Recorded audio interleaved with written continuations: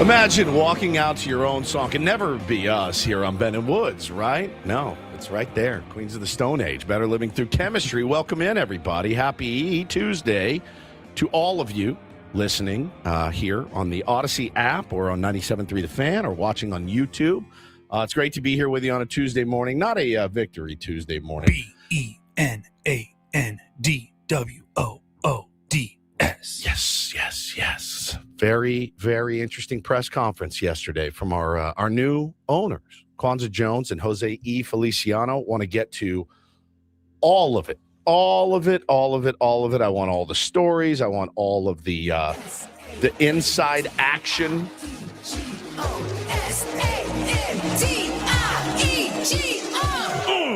Oh, I missed the drop. Oh, I forgot. I had a prop. Hang on.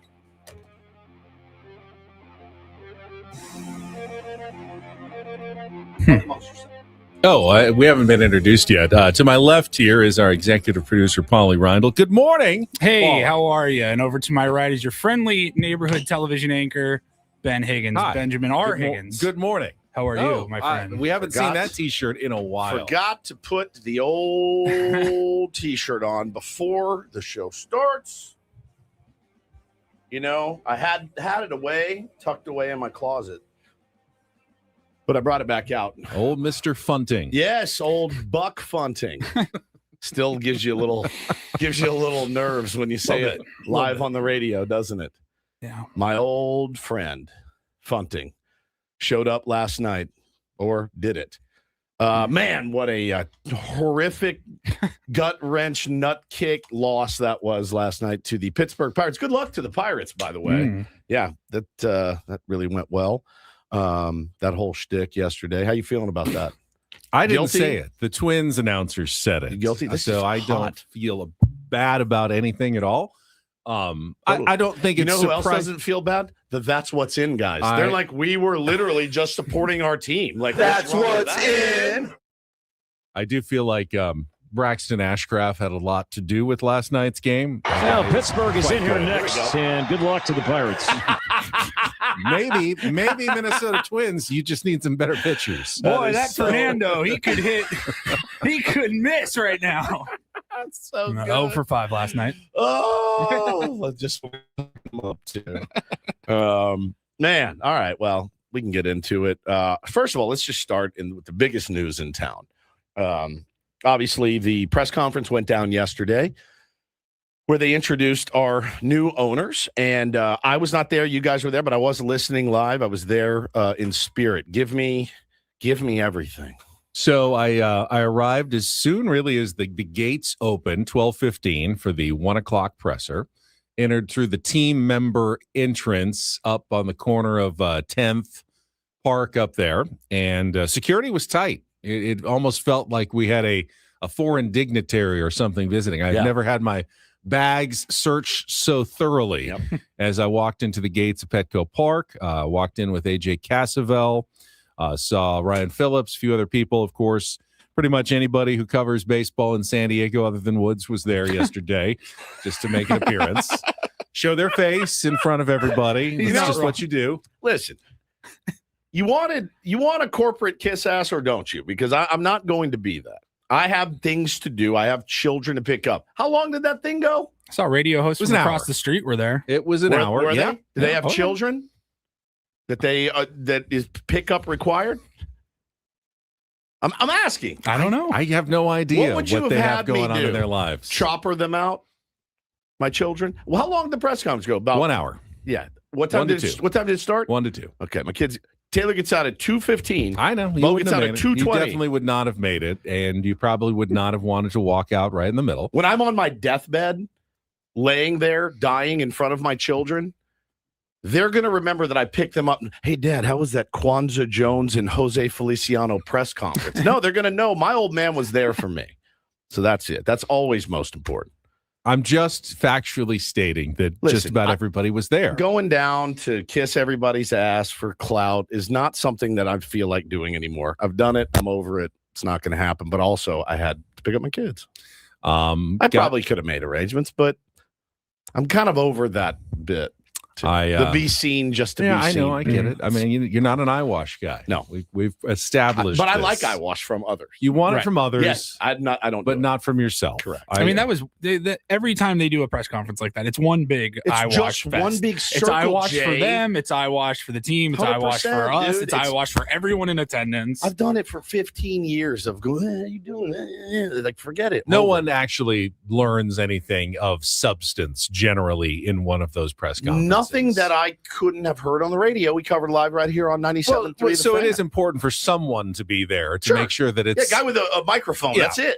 it's connected and it's on, and you need a few people to ask some questions to keep the proceedings moving. And I got a good spot right next to the middle, so I had a good angle to shoot it all and do my coverage for Channel 10.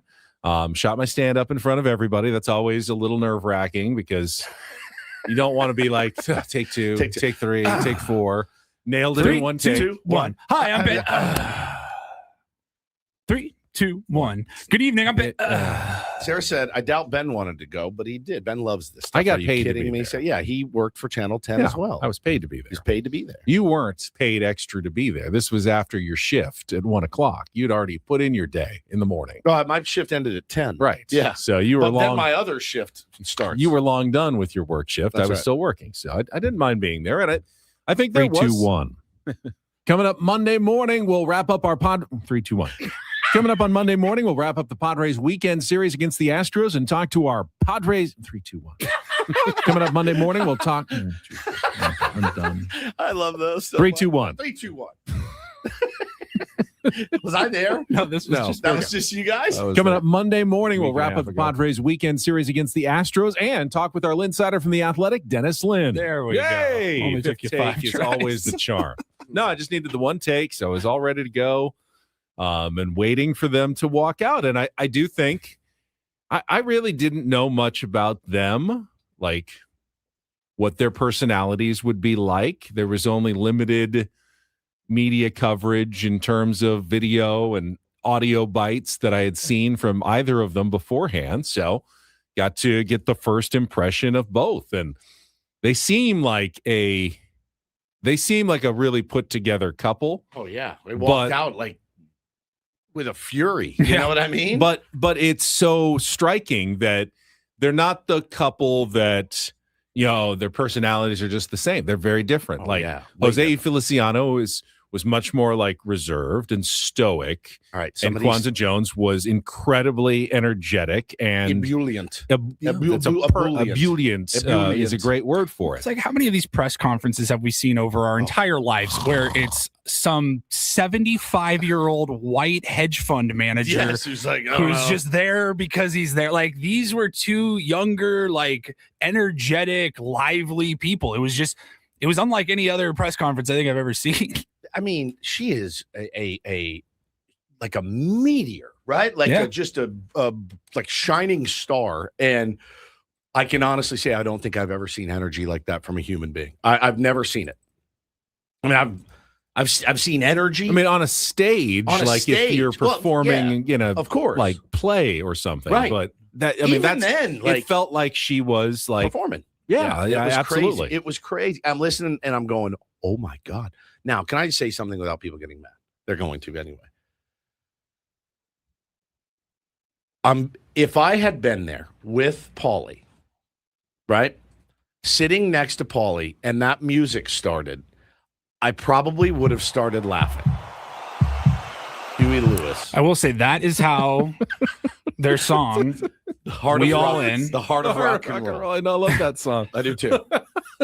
at about 12:58 p.m., most people were sitting down in their chairs. Don had already given hey, we're going to begin here shortly. Okay. And so everyone's sitting down, and then all of a sudden we hear, and everyone kind of starts looking around. Like, what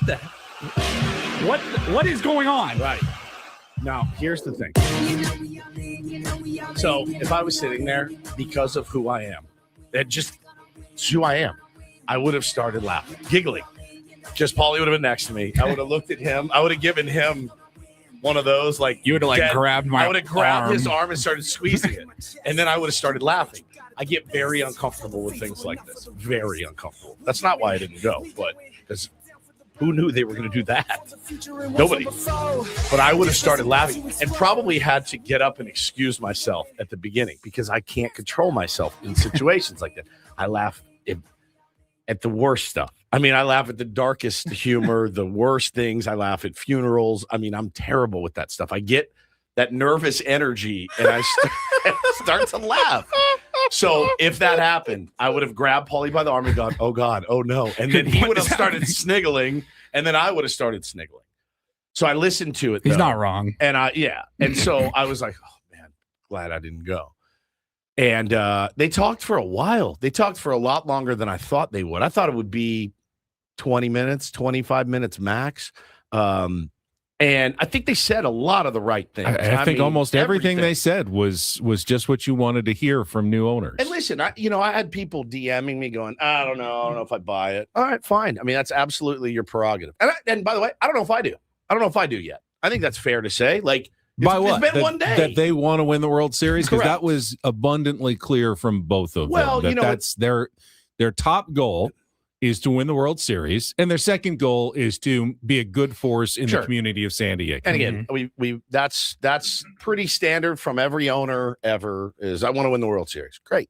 Absolutely. I'm not saying I don't buy it. I'm saying it's too early to be like, this is it. This is the one. Like, again, it's an old saying, but it's an old saying for a reason. Money talks at this point. Like, that's what an ownership group needs to do. This team, they spent a lot of money on this team, and they're going to have to find a way to make money whilst also spending more than they're spending now, which, if they spent more than they're spending now, could vault them into that next, depending on what the new CBA is, vaults them into that next, like, ooh, penalty. Do they want to start their tenure by going, let's just pay penalties until these really expensive contracts come off the books in 7 years? I don't know. That's the thing I was thinking about yesterday.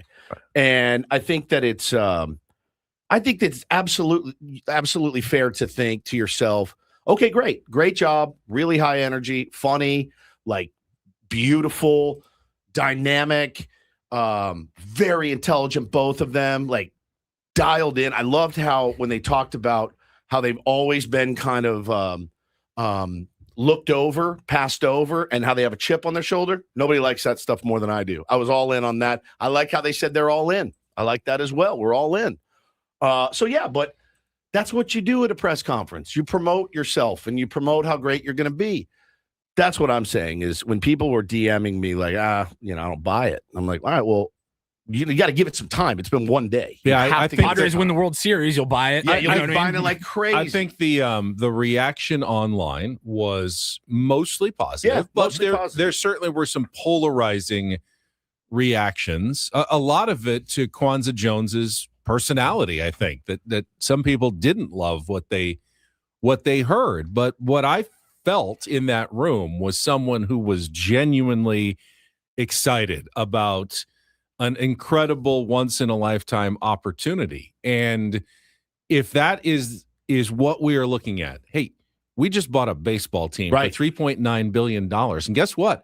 I'm going to be happy about it, and I'm going to be excited about it, and I'm going to celebrate it. And you're going to criticize someone for being super pumped for getting to buy a Major League Baseball team. I didn't like the reaction of people who were going, calm down, don't, it's too much. It's like, wouldn't you be excited? Like if you just bought a baseball team?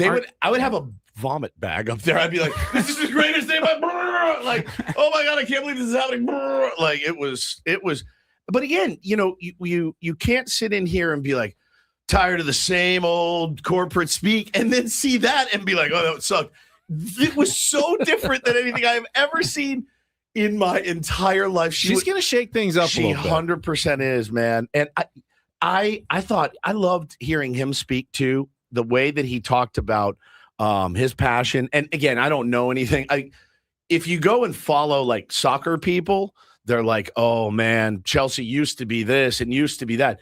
Obviously, two totally different entities, more involvement in the Chelsea team from a lot of different voices, I think. This does feel like this is going to be their show here. Yeah, Chelsea is an investment that a company bought. He happens to run that company. But he still loves that team. But and I that think sport, I think he's into it, and I think he's learned some stuff about professional sports there.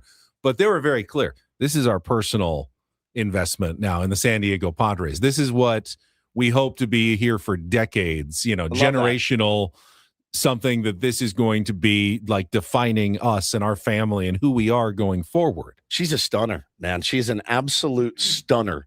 And you listen to her and you go, I would like to have lunch with you. I just would like to have lunch with you and pick your brain, because obviously the resume is there. And I saw a lot of really horrific things online.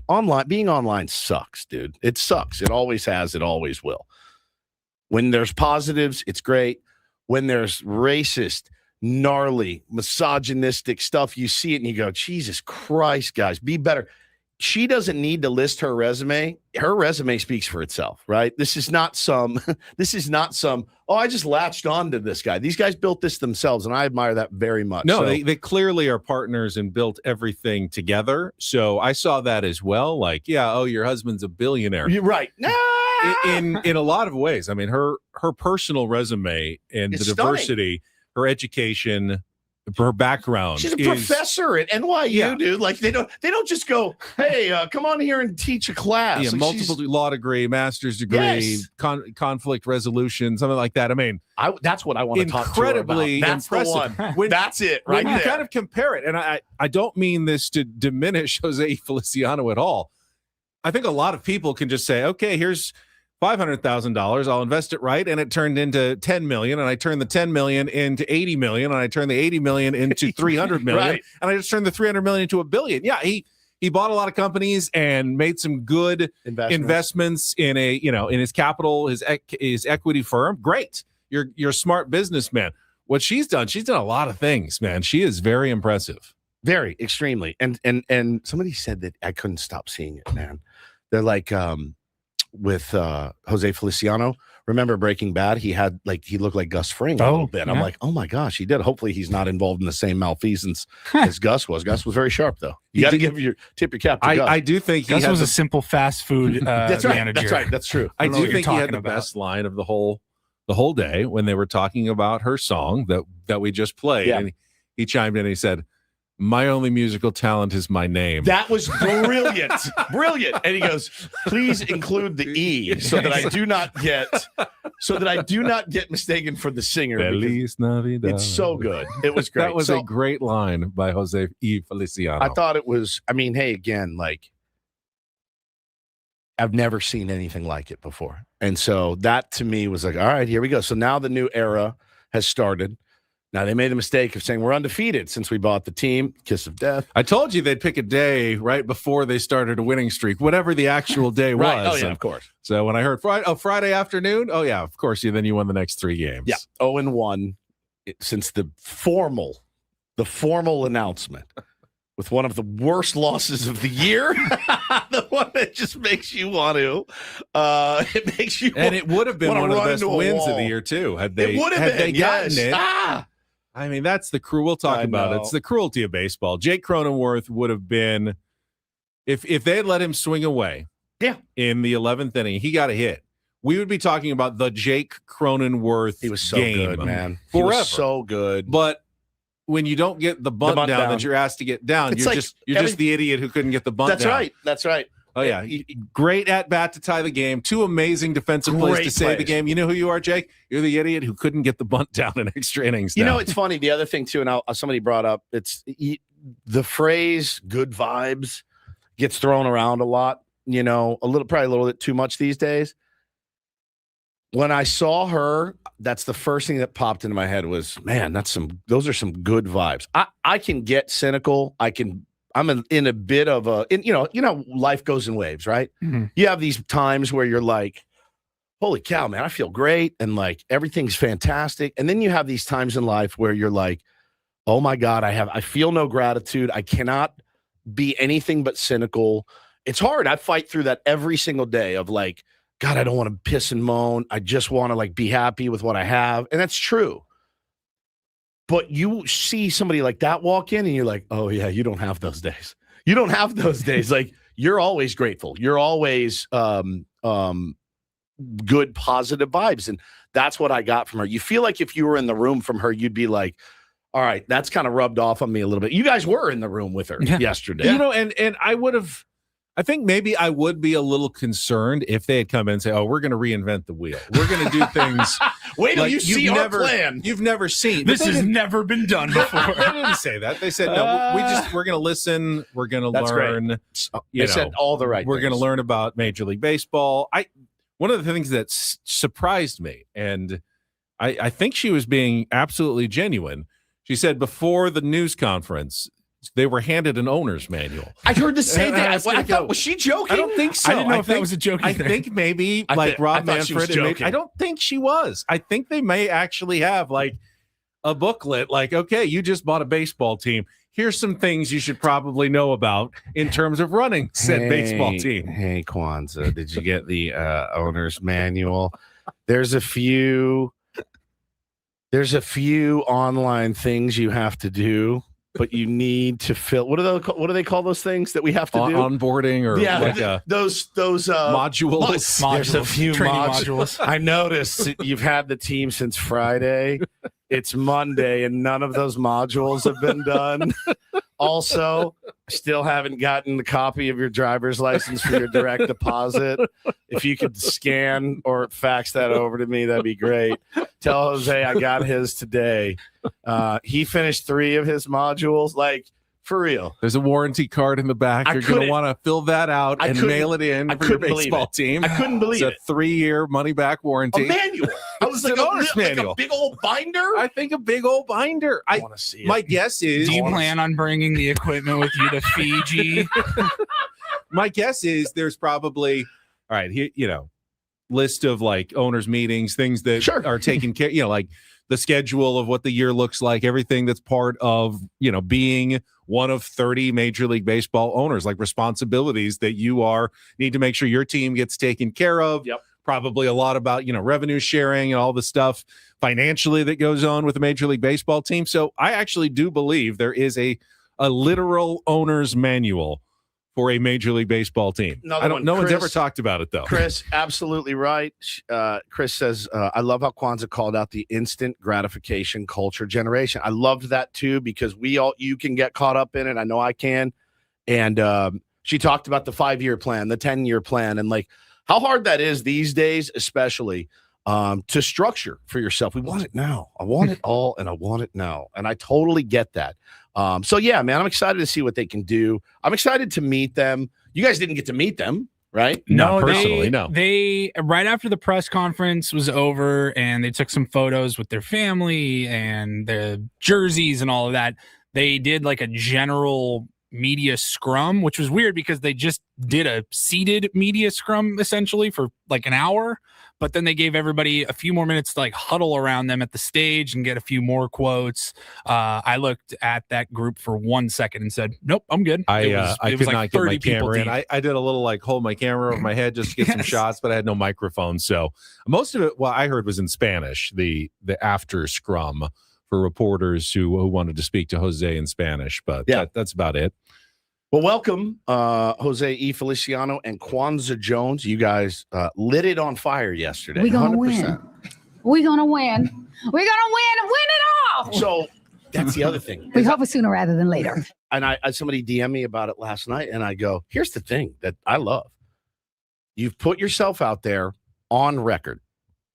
That's on the record. Mm-hmm. This is what we're going to do. This is where we're going to be. And this is, what we want. So now that it's on the record, it's like me, Benny. If I get on the radio, and I know, we know about accountability and try to take accountability for things. If I get on the radio and say, all right, tier ones, mark my words, by January 1, I'm going to be 205 pounds. It's out there. I've thrown it out there. And nothing would make the tier ones happier if I didn't do it. To let me know, what are you at? We about 210, right? Like you put it out there on the air, and now you have to hold me accountable for it. That's it. And that's exactly what they did. And they said, this is what we're going to do. So now if it doesn't happen, she did give herself a nice little out with that 5-year plan, though. That's also like, hey, you got to be patient. And you do. But I think Padres fans have been patient a long time. They acknowledged that. They acknowledged that they want to go where nobody else has gone before, and that's a parade. So I love that, man. And, ask the New York Mets. No amount of spending can guarantee a World Series. Correct. A lot of things need to go right. So you can't guarantee anything. If there was one, I want to say sobering / moment, Jose Feliciano did say, we're going to have to live within our means. And I think that to me was like that. I think that to me No, was directed a little bit toward Rob Manfred, like probably Mark Walter too. Yeah, it was like, hey, okay, we're not going to be irresponsible as the owners of the San Diego. We're going to win. We're going to try to win, but don't worry, baseball. We're not going to, run afoul of your debt rules and everything. We will be responsible. But we also said, but when it makes sense, we're going to be aggressive. We're going to find the right opportunities to spend, and we're going to continue to pursue playoffs and World Series championships. So, pretty much what even Peter Seidler said. Right. Peter Seidler acted maybe a little bit irresponsibly at times, at least in the view of Major League Baseball, but his words were always very measured as owner. Well, I mean, look, at the end of the day, his franchise just sold for $4.9 billion. So whatever Peter Seidler was doing. 3. I'm sorry, why do I always say 4.9? I want to what's cost a billion them an among extra friends? billion. $3.9 billion. He did something right. They've done something right. Yeah. But anyway, so the new era is here. It is official.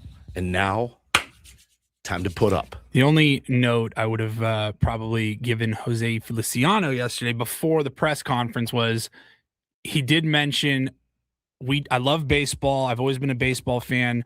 We don't need to talk about which team I used to root for. Probably, I would have just said, we could just scratch that line. Don't even put that out there. What we don't know will not hurt us. I think it's the same team Peter Seidler. I agree. I know. I knew you would say that immediately right after, and I just go, you could probably have just left that one line out. I love their number choices too. 21 for Roberto Clemente, Puerto Rican legend and humanitarian, and 00 for Zero Limits, Infinite Possibilities. I mean, they both had a reason for the numbers that they chose. She was so excited to get her own jersey, though. Oh yeah, I mean, like the rest of us. I mean, again, who wouldn't be excited to buy a baseball team? All right, take a deep breath, everybody. Let it wash over you. Just everyone, just with me. I'm going to do this with you because I need one too. You ready? 1, in through the nose, out through the mouth. 6 seconds. Okay, ready? 1, 2, 3.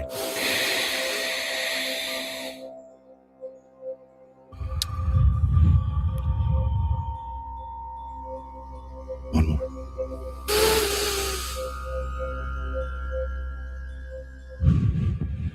Oh, I like that. Felt good. We should do this every day. We should start for the all day of San Diego with a daily meditation. Just a moment of gratitude every morning. Moment of gratitude. We should go around like Monday's mine, Tuesday's yours, Wednesday's Paulie's. I'm very grateful to Bill Howe for sponsoring our Bill Howe Studios. We know how. Unbelievable. On San Diego's #1 sports station. Unbelievable, ladies and gentlemen. 97.3. The Fan. I'm also grateful that I found Trajan Wealth because I really didn't have a retirement plan, and now I do. It's really a great feeling. If you've been kind of wandering in the wilderness trying to figure out what your retirement's going to look like, you should probably get your plan started, and you can do that by going online to trajanwealth.com. Their fiduciary advisors are ready to help you build a retirement plan designed to hold up through a real retirement here in San Diego, not some fake ideal retirement. Maybe you don't want to have to move to Arkansas when you retire and you'd like to stay here in San Diego. They're going to help you develop a plan to make that into a reality because they base everything on your goals and your risk tolerance. They're local with offices, Liberty Station, Carlsbad, and Escondido, and they understand what it really costs to retire here in San Diego, which is where I would like to retire. So if you've been thinking about getting a game plan in place or refining your game plan, now is a great time. You can get started by calling 1-855-TRAJAN1. That's 1-855-TRAJAN1, or just check out everything online at trajanwealth.com. Trajan Wealth, plan smarter, dream bigger. Advisory services through Trajan Wealth LLC. Additional services through Trajan Estate and Trajan Tax. Actual client, paid advertisement. Additional disclosures at trajanwealth.com.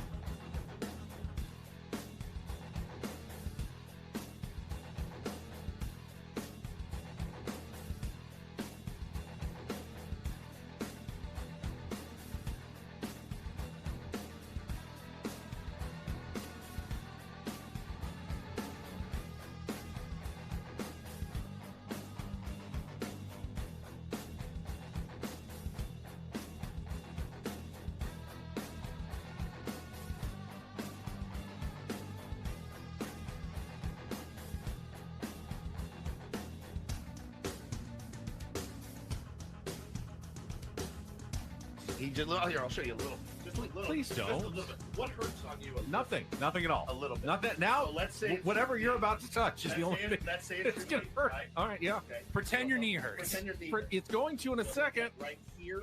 Oh, that is not pleasant. Hey, player, this is all yours. This room with this view. This speakeasy with this cocktail. Hey, could you make that too? The spa with this. Ah. And this pool on this roof. This is all for you. The all-new Hamul Casino Resort, now open.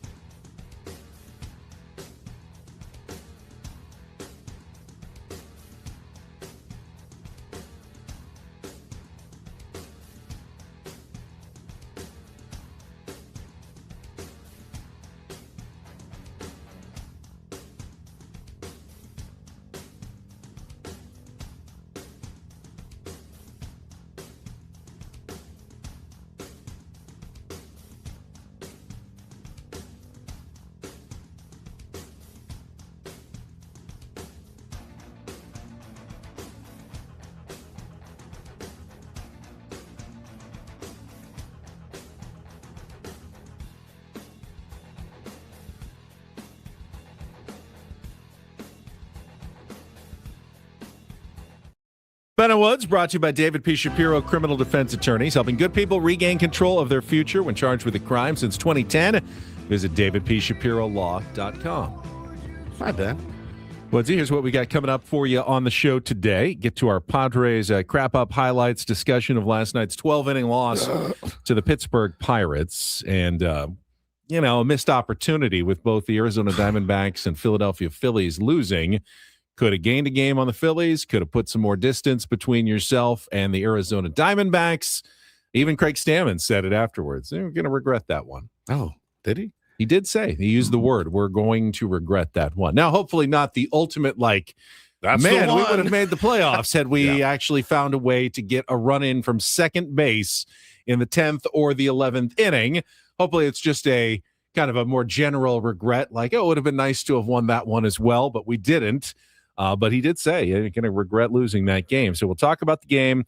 We'll get to Don't Do This at 7:20. And then at 7:40, we'll be joined by our friend John Conniff from Mad Friars, who does such a great job of keeping us up to date on what's going on in the minor leagues. Like people like Dustin Harris that we have been talking about incessantly for months. For just, since I think he signed with the Padres in July, and we've just keep going. Dustin Harris, Dustin Harris, that. If you don't bring up Dustin Harris, then I don't know what this organization is doing. I mean, tier ones who listen the entire program, They know how much we've been talking about Dustin Harris. Dustin Don't you Harris remember the last few weeks. 2 weeks ago, we had that whole discussion about how he is a threat, but he's not the guy that you want to have lay down a sacrifice bunt in any big situation. Right. No, but let him swing away. Yeah. But he's great, blooping a double down the line that bounces into the stands for a ground rule double. He's great at that. Yeah, So Conniff will be able to. There's a lot of guys that I collect baseball cards, so I'm interested in a lot of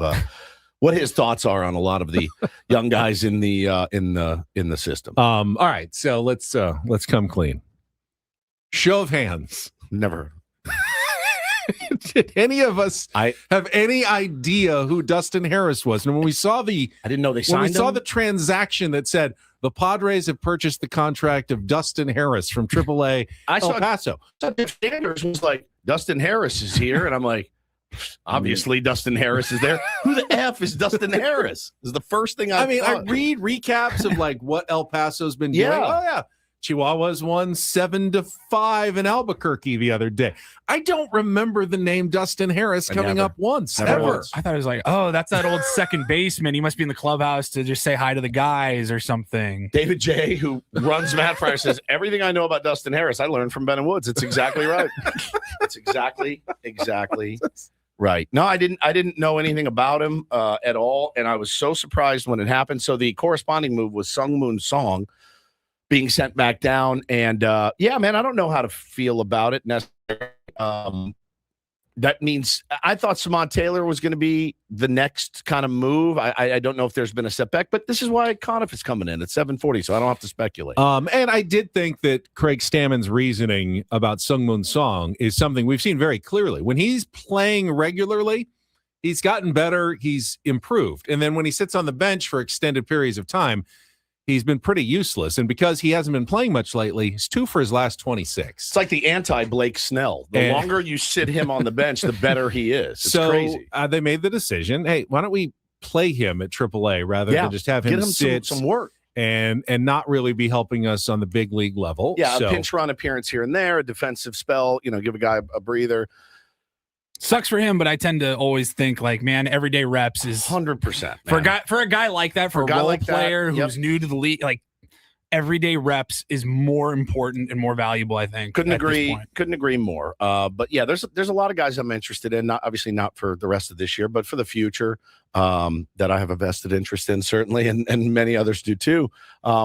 But so Conniff will be in at 7:40. Excited to talk to him. Always 8 o'clock hour. We'll play some Take on Woods, and then Jesse Agler will join us. He can give us his thoughts. He was at the news conference yesterday on the new owners, as well as the game last night and the playoff chase. And then at 9 o'clock, do a Rindle report. We've got more tickets to give away as well to the Fernando Tatis Jr. City Connect bobblehead night on September 8th. Also, the Ben and Woods and Paul first pitch night at Petco Park. So keep listening from now until 10 o'clock for your opportunity to win tickets. And let's get to it. It is time to talk about last night's game. Padres crap up on the way right after traffic here on 97.3 The Fan. From the 97.3 The Fan Traffic Center, here's your latest traffic update. North County, the southbound 15 is in pretty good shape to and through Escondido and San Diego, all the way to the 5. Joey Vlasny, Odyssey, San Diego traffic.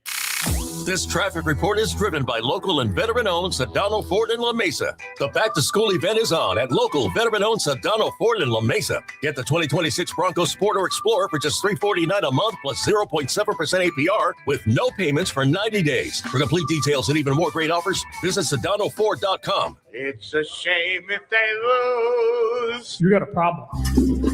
How did things play out in yesterday's game? Supremely stupid. It's time for the Padres crap up with Ben and Woods. Brought to you by Hamul Casino Resort. Hey, player, here's something to cheer you up. The rooftop pool's open, day passes are available, and the spa is calling your name. Hamul Casino Resort, the player's place. We'll give it 16 minutes of salt, and then we'll, get back on the pump and figure it out. This game has got to come to an end. And Valdez swings, hits it in the air, deep to left center field. There's some trouble. This one is gone, a home run.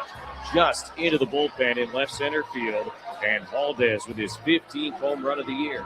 A lead shot in the 6th inning, and that is the very first run of this game. 1-0. And 2 is in the air to center field and deep. It's tailing away from Merrill. On his horse, he dives, can't make the catch. Picks up against the base of the wall. He sends it in. Rounding third, Reynolds on his way. Bogarts loses the handle on a potential relay.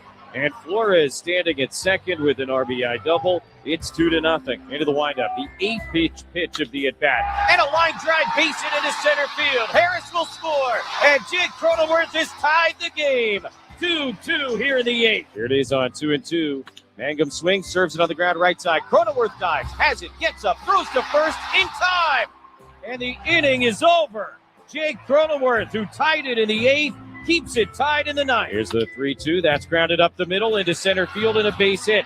Triolo rounding third on his way. Merrill's throw to the plate is not in time. And for the first time tonight, the Pirates a hit with a runner in scoring position, and they go ahead 3-2 in the 12th. After review, the call will confirm the batter is out. The game is over. Yep, and so it ends. And as you said, a perfect and fitting finish to an ugly night here at Petco Park. In 12, it's the Pirates 3 and the Padres 2. And in 12 full innings, the teams combine for 2 hits with runners in scoring position. Yeah, definitely some missed opportunities for sure. You know, we're going to regret losing that one. Feel like we had several opportunities to win the game. We made a great comeback to give ourselves a chance to win the game. We don't want to lose sight of that, but getting those extra innings where we hold them from scoring and then have an opportunity to with the guy on third and less than 2 outs to drive him in. Favorable matchup for us, but our old friend Kirby got out of it. How is Manny? What's happening there? With his finger? Yeah, it's when he hits it off the end of the bat. He's got a bruise right on the inside of his index finger, and it just irritates it every time he hits it off the end of the bat. So he's just got to hit it off the barrel a little bit more often. But that's a joke. It's not. They'll take care of it. He's got a little sleeve that he's going to wear now, and hopefully it's not something that lingers for very long. By the way, the dynamic of Machado and Stammen kills me because they're friends. They're friends. And good friends. Legit good friends. And I do get the sense that Craig Stammen might be the favorite manager other than like Buck Showalter that Manny's played for. The reason I say that is that they have a dynamic. Craig Stammen is the only one that can make that joke, in my opinion. Just have covered him since he got here. I think he's the only one that can make that joke of you just need to hit it on the barrel more. And I think he could say it to Manny's face, and I think he does. And I think he's the only one that can bust Manny's balls. And it was funny because AC had in his piece this morning.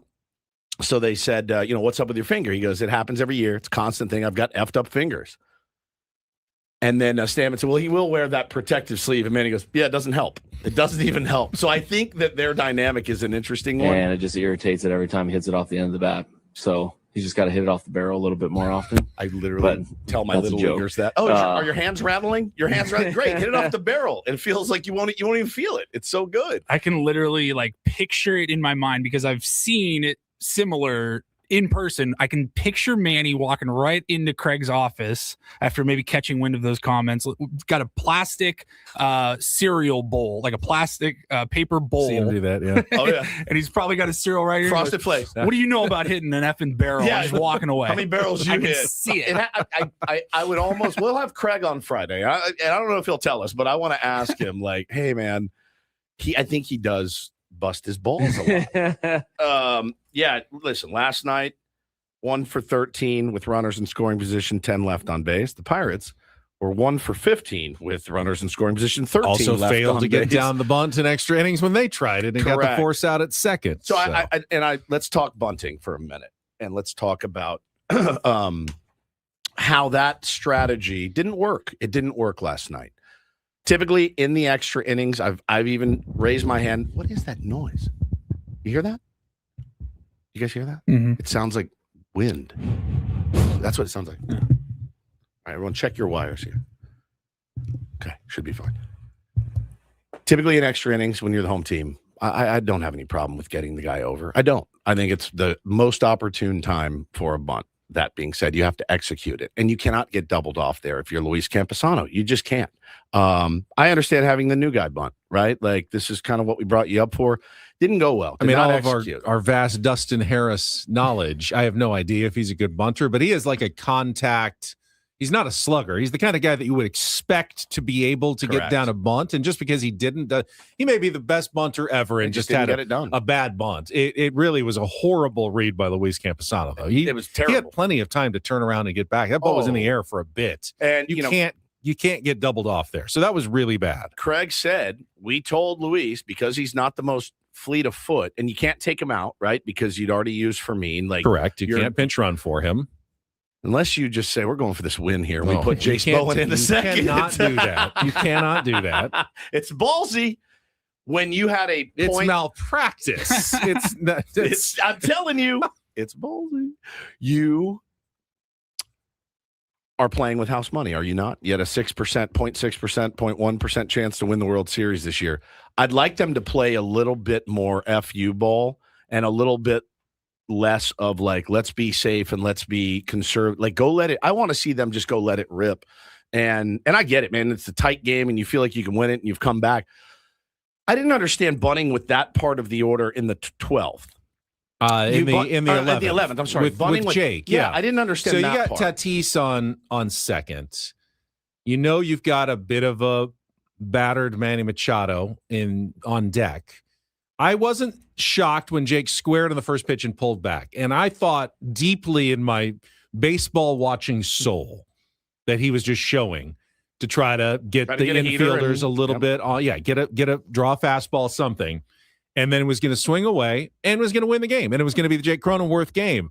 And then he squared around again and he popped it up. And I go, that's the one that even I was questioning. Give your guy a chance to win it. I mean, Jake's had the game, trust baseball's magic that it was meant to be for Jake to be up in that situation to win the game right there. Does anyone on this show or listening in the audience flip out last night if Croney pops up to the first baseman? If you let him rip, somebody does. The funny part is they can't win because I probably would have too. Croney, you're such a good, you handle the bat so well. Get that bunt down and let's win this game. But man, philosophically though, how do we feel about the extra inning bunt? Move the runner over. I like it at home. On the road, I want to play for more runs. I need a big inning. I think you always have to analyze where you are in your batting order. In your order. Who's coming up, who's got bat skills. The next inning would have been perfect. The next inning would have been the one that you can try to bunt. And even with Jake's failed bunt, they still ended up loading the bases with one out for Jackson Merrill, who, by the way, Jackson Merrill, phenomenal baseball player, and has had an incredible second half. When you need a guy to make contact in that situation, probably not my favorite guy to have up. Kirby got him. Veteran pitcher, got him on 2 down and low sinkers and then a fastball up and away that, Jackson was just overly aggressive. He's an aggressive ball player. Young ball Kirby player. used it against him. Very no doubt overzealous. I love you, Jackson. I'm sorry that happened to you on your bobblehead night of all nights. But, man, a couple of opportunities for somebody to execute and win that game. Bad base running, bad bunting, bad pitch selection, and then who's the guy they just called up? What's his name? Dustin Harris. Guy swung at a pitch at him in the foot. It's just a tough. It was like a little bit of panic set in with that team once they made the comeback. Once they made that comeback, I thought, we got this with Mason Miller and Adrian Morahone. Oh yeah, I'm like, this is church. Yeah, that's a game you should be winning 80 to 90% of the time. So the mental gymnastics I played with myself this morning with Ben as I go, look, let's say you have 3 stocks, right? You have 3 stocks, and at noon you're like, oh my God, I've lost a fortune. And then one hits and you get back to even at the end of the day. Your other one hits and doubles. And you're like, okay, I'm back to even. Do you feel good or do you feel bad? You feel good. You're like, whoo, okay. Dodged a little bit of bullet. Didn't make a ton of money today. Didn't make any money, but I didn't get shot and killed by a bullet. No difference between losing a game in the standings and a missed opportunity to gain one. You just check another one, another X through it, right? That's it. There were a couple positives. We'll discuss that and more next here on The Fan.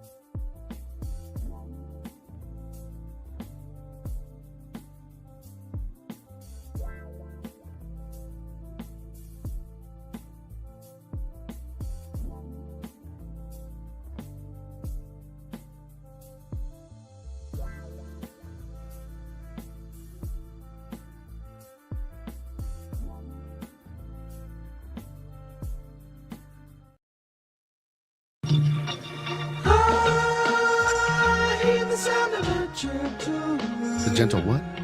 I don't know what they say. I don't either. I just say every time. There's so many songs that you just don't know. Just make your way through there. You're singing so many times. Ben and Every Woods. day here on Ben and Woods. All guests on Ben and Woods appear on the SDCCU fan hotline. It's not Big Bank Banking, it's better. We'll have John Connor from Mad Friars later this hour and Jesse Agler at 8:40. I did tease a couple of positives. I thought Robbie Ray, for the most part, looked pretty good. Yeah. I mean, this is what Robbie good. Ray is. Very good. Wasn't quite a quality start. Padres have been getting a lot of those. Didn't get through 6 innings, but 5 very good innings. Does put some base runners on. He's going to walk some guys. Yeah. You just have to. 2 last night for him. You got to accept that. It's a little like the Blake Snell experience without the devastating swing and miss capabilities. Correct. But he gets some ground balls. He'll get some double plays. He'll get some out of jams. 2 walks and 5 and a Yeah, third. I mean, not for bad at all. Robbie Ray, that's fantastic. And they said last night traffic does not bother him. There are guys like that, and that are like, kind of welcome the challenge. It's not what I prefer. I don't prefer it as a viewer, a fan, a manager, a coach. I do not prefer that, but there are guys that are better at it than others. As little as the Padres did offensively against Braxton Ashcraft, and probably shouldn't have had any runs in the 6 innings. Yeah. If Braxton had just made the simple reminder of telling the umpire that he wanted to pitch out of the windup rather than the stretch, and balked in the run in the 6th. They also made contact off him. The guy strikes out. Well, how many strikeouts he has? I mean, he's got 160 Ks already. He only struck out 2 in the 6 innings. Padres put the ball in play, just not where they ain't, and we're not able to get many hits against Ashcraft and put together a lot of offense. And that is not unique to the San Diego Padres. Braxton Ashcraft has been great, man. Really good, really consistent as well for the Pittsburgh Pirates. And you still had a chance to win that game. You turn it over to your bullpens in a 1-run game. You feel like you've got a great opportunity. And Padres bullpen wasn't perfect, but they did throw 6 2/3 innings and allow 0 earned runs and struck out 10. So I can't really put this at the doorstep of the bullpen. Yes, Bradley Rodriguez allowed an inherited runner to score on that double that was charged to Robbie Ray when Flores hit the one that just was slightly out of the reach of Jackson Merrill. Yep. And Estrada allowed the free runner to come in on a single in the 12th, but that's an unearned run as well. So 6 2/3, 0 earned runs from your San Diego Padres best bullpen in baseball is probably going to serve you pretty well in the future. But yeah, you go 1 for 13 with runners in scoring position. That's the stat where the Padres lost the game. And I say that knowing the Pirates went 1 for 15 with runners in scoring position, and they won the game. They left. So it's not always the case. They left 13 men on. We left 10 on base. And yeah, okay. Like, loss is a loss is a loss. They are all, if you lost 15-1, if you lost, 3-2, they all count as one loss. But that one in particular stung just because of the valiant effort, the we don't quit. Now, again, I think you go into the locker room after that and you say, that sucked. That sucked. We had a lot of opportunities to execute, but we've said this many, many times on this show, and big league ball players say it all the time. We had opportunities to win the game. That's kind of what you ask for. We didn't get the job done. Now we got to know better next time. Let's not let those mistakes happen again. We had an interesting conversation during the break about whether the Padres should have played for the tie in the bottom of the 12th inning by having Hayes bunt the runner over to third. Sander on second, Hayes up. It's Hayes, Campy, and then Harris. It's not the 3 you're really hoping for in that situation. Who's on the bench left? It's Bowen. You got Bowen on the bench. Is that it? And I believe that was it. Yes. Yeah. Because you had already replaced Fermin with Camposano, so that's why they should have listened to my idea. Pinch ran for Camposano. And just figure it out at catcher. I do it all the Bowen time. Probably would have been your catcher at that point. Who would it be? Would it be Crony? I know he's done it before. Who's your third catcher? This is where Ethan Salas instead of Dustin Harris would have come in a little bit more handy. But I do feel that the Padres were down to fumes pitching wise. Sure. It looked like they had already made the decision that Jeremiah Estrada was not coming back for a second inning because Griffin Canning was warming up. Griffin Canning, remember, who threw three and a third on Saturday. So this is Monday. This is 2 days later. That's a lot. And then you had Wandy, but he threw 2 innings yesterday. So he was presumably down except in case of incredible emergency, which meant you were really, really light on pitching, which meant you needed 2 runs and not just one, perhaps, in the bottom of the 12. But you chased that win with your best pitchers, right? You're talking about running on fumes. How are they going to look today? Well, right? that's the consequences. The Pirates will also face the same consequences of all the pitching, but they've got a win in their pocket to start the series, which makes a huge difference. And I wanted to bring that up. Today is a very dangerous game. Again, we've had a couple of these in the last few weeks where we've talked about it. And it's dangerous for both teams because of Paul Skeens, the pitching situation. Now, Michael King has been good lately and getting better. They need Michael King more than they've needed him all season long to have a really good game today. Big start. Not just to give them a chance to win, but to pitch deep into the game and give the bullpen a bit of a rest after what they went through yesterday. Of course, the Pirates have Paul Skeens on the mound. Skeens, though, has not been going deep in games recently. He certainly is capable of doing so, and they will ask him for probably more than they've been asking out of Paul Skeens lately. Don't get me wrong. I love Paul Skeens. He has some videos on Instagram I lie in bed at night and I show my son. It's true. It's true. He has a really good work ethic, Paulie. And it really seems to me that's like your version of Tommy Lasorda was a great manager. Him and Steve Garvey were good friends. Don't get me wrong. I love Paul Skeens. He has some videos on Instagram that I lie in bed at night and I show my son. I is for I love Paul Skeens. I lay in bed and watch his videos. We need our own drop bar, just me and you, that we get to play of his malfeasances and mess up. That would be mess fun. ups. I'll see if we can set that up. Totally. Sure, engineering will run right out and spring for a new button bar for us. What is that? You hear it? Yes. Do you hear it? Not really. It's because you only have one headphone on. Maybe that's it. It's like broadcasting in a wind tunnel. I don't know that it's going out over the air or not. I don't know if they can hear it in our YouTube stream or not, but in our ears, we can hear this occasional like. That's Tommy says my Instagram was peppered with Paul Skeens videos. That's true. Not like pervert Ben over here. I think, it's going to be incumbent on both starting pitchers to rise up to the challenge in tonight's game.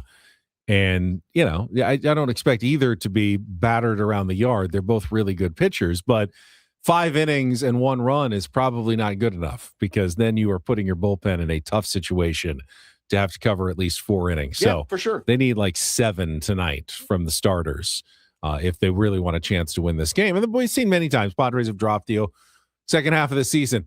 Drop the opening game of the series, come back and still give yourself a chance to win the series. So they've got to do it again now against the Pittsburgh Pirates. They're still 3-1 on this homestand. Can still go 4-2 or 5-1. We would have all taken that a few days ago. You weren't probably going to win every single game. It's just the way that one transpired at the end. You just felt like the Padres were in such an advantageous position once it was tied, and you've got Mason Miller and Adrian Morejon, and they did exactly what you would expect them to do, is not let that runner score.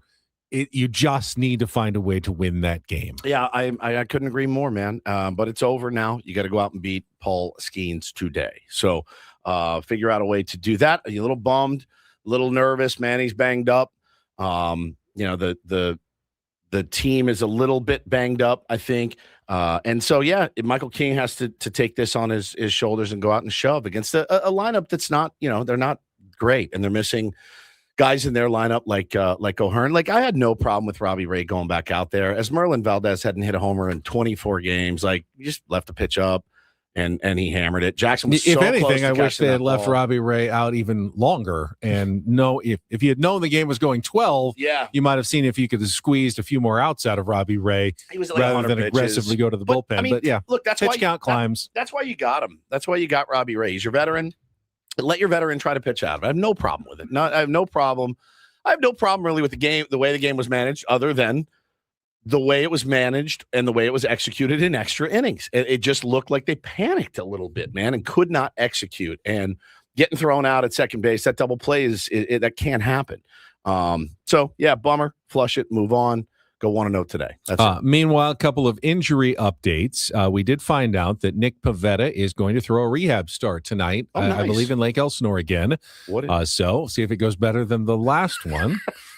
That's it for me. Rips a fastball and walks up the mound. And then Joe Musgrove will pitch on Thursday now for El Paso in Oklahoma City in what will likely be his last rehab start before rejoining the San Diego Padres. Nothing, of course, is guaranteed. He's got to get through it feeling good. He's hoping to stretch himself out to at least kind of the 65 to 80 pitch range. So if he comes back, he can pretty much put together a full start for the Padres sometime in early September. And I don't believe we still know what the plan will be if Casey Mize is unable to go. He got imaging on his sprained ankle. It came back clear, which is good. So now it's just a matter of treatment and how he's feeling as he gets closer to his next scheduled start, which would come later this week. So that's where the Padres stand pitching-wise in terms of injury updates that we got yesterday from Craig Stammen. Excellent. All right, we got a few more minutes. You want to get to an MLB reach around? Don't ever do that to me while I have water in my mouth. Yes. Thank you. They're doing the reach around. They're doing the reach around. Everybody's doing the reach around. As we mentioned, what made it hurt even a little bit more is that the Padres did finally get some of the help that they needed, including the Philadelphia Phillies losing for the first time in 10 games. Their 9-game winning streak snapped on the road in Seattle by the Mariners, who had a huge night. Started with a 5-run first inning with Julio Rodriguez hitting a 3-run homer, and then Cal Raleigh hitting a 2-run homer. And then Raleigh went on to hit 2 more bombs. Guess who dropped him 3 days ago from his fantasy team? Guess. Could you have it? Do you have any guesses? I'm going to go who with dropped Cal Steven Raleigh Woods 3 days ago. First career 3-homer night for Cal Raleigh. So tired of every night looking negative 12 points, 4 punch outs. I'm like, I'm done with you. I'm done. He was just waiting. That he waited all season. You know what? I'm gonna drop Manny today and pick up another third baseman, and you watch what happens. I'll do it as a social. He'll have to thank you then. Yes, later in the week. Yeah. Oh, I heard you drop me. Fantastic, man. He would love to stick it to you too. Yes, he wouldn't would. So the Mariners beat the Phillies 9-2, and the Cubs shut out the Arizona Diamondbacks 7-0 behind 7 shutout innings from Kevin Gausman. I heard an incredible stat as I was driving in this morning. Kevin Gausman had 24 fastballs called for strikes in that game. I don't know what the Diamondbacks were looking for, but it wasn't fastballs. Generally, in the postgame. So what were you looking for? Anything other than a fastball. That's what I was looking for up there, apparently. Not that. And he dominated the Arizona Diamondbacks, who also, it's been reported, do expect Ketel Marte to return once the 10-day stint on the IL is over. He has not reportedly talked to his teammates yet, went back to Arizona. They played a game. As you mentioned, he was seen at Talking Stick at the tables. Feels like there's definitely still some issues to work out between Ketel Marte and the Arizona Diamondbacks, but they are anticipating his return in what would probably be about, 5 days now? But I thought his knee was hurt. So here's the deal. Well, he's on the IL. So here's what happened, and this is odd. Ketel has what happens in Boston. He no-shows, right? And Torrey has come out. He's like, I felt pretty betrayed.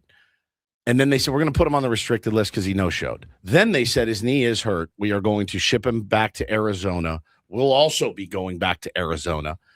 So he went to the facility to get treatment on his knee, which happens to be right next to Talking Stick, instead of saying, thanks for the treatment on my knee. I need to go be with my teammates. I'm going to go, which, by the way, not every injured player is hanging around the clubhouse.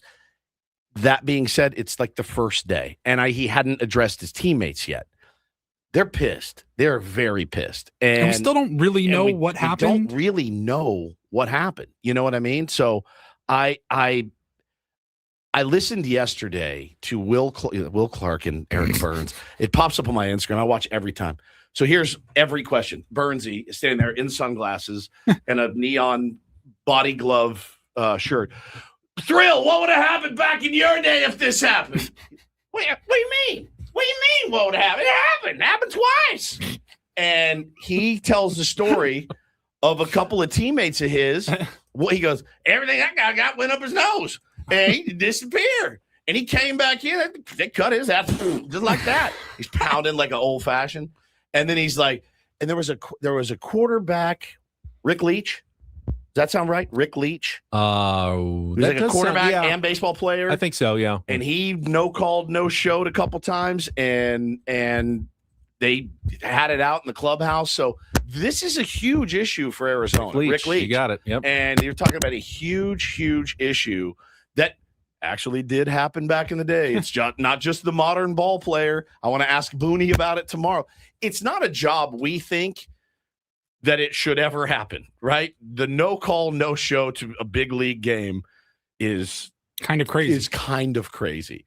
But he was rehabbing. I mean, is there a job where it is okay to happen? Not really. No, but I mean, I've can't do it in this job. Can't do it in this job. No, absolutely not. How many more jobs have more eyeballs than like a professional athlete? Right, though? exactly. Like that's like you got to be there. There's for sure. media covering your job. But they said Torrey said, and you could tell, man, he's worn out. You can tell he's really worn out. He goes, technically, he didn't break any rules. He's allowed to go there after he gets treatment. Once he's done with treatment, he's done with his work job for the day. It's the work is off over. the clock. He's off the clock. Was the restricted list one of the lists where you Now can't he's on be, the IL. Now he's on the IL. Just on so the he IL. can be in the dugouts during the games. Yeah. Restricted list, you're not able Correct. to. You have to be But like gone after. He's now on the IL. And so he got his treatment. It was like, I'm going to go roll some dice or play some cards or whatever. And they said, technically, he didn't break any rules. Now his teammates are all coming out and saying, yeah, man, this kind of sucks. Like, I haven't really heard from him. Would love to kind of hear what's going on. We still really don't know. We're in a pennant race. That's here. a problem. We're fighting for a playoff problem. spot. I love that. Can he do anything about it when he's on the injured No, list? he can't. He can't. He can be there for support and like, again, for eyewash, if he wants to be there. He doesn't want to. He does not want to eyewash the Diamondbacks right now. Based on how this is all played out so far, I don't believe his knee is that injured. It sounds like there's something else going on, and they're saying it was a knee injury to put him on the restricted list and now the IL. But so you could say, like, yeah, he can't help if you're hurt. But I'm like, well, you may not be on the IL if you didn't just bail on us last week. Yeah, that's exactly right. So, again, if you get hurt in the middle of a pennant race and go, guys, I'm hurt. It happens. I'm hurt. It happens. They've all been through it too. That's different than I'm just not coming to work. Right. Like, I feel for the guy because he's clearly an emotional dude. I do too, but we also have this dynamic where we really would love the Arizona Diamondbacks to just fall implode. Away. Right. We need that. Over the last month to make it a much easier road to the playoffs. The Padres, is this the way I want it to happen? Not really, but I'm not cheering for them to get it all together. Like, come on, Cattell, we're rooting Cattell for comes you. back and they all rally around him and go on a run. Not looking for that either. So. What did you think about Will Clark? Not bad, right? Yeah, your Will Clark was excellent. Freaking look, man. All those guys. High-voiced Will Clark. All they do is that literally all they do on that show is just crap on modern baseball.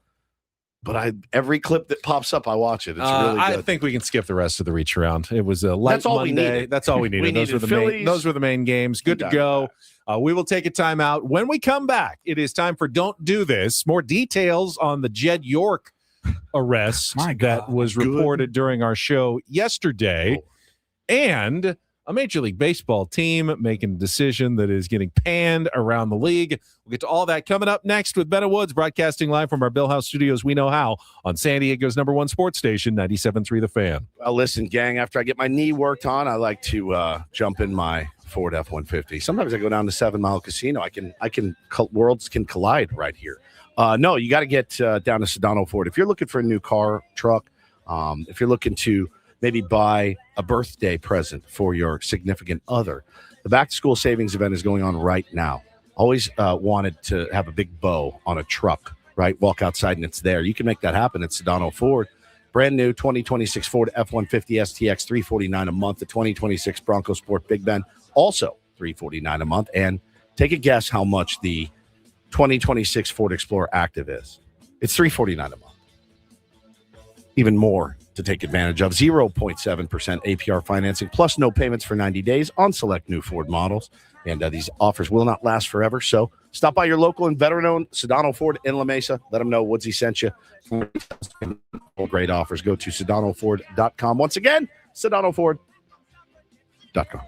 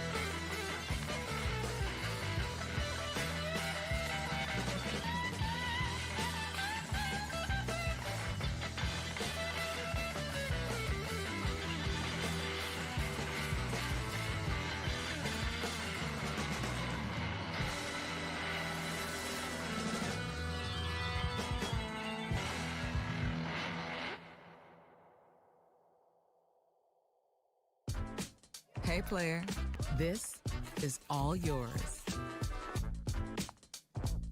This room with this view. This speakeasy with this cocktail. Hey, could you make that too? The spa with this. Ah. And this pool on this roof. This is all for you. The all-new Hamul Casino Resort, now open.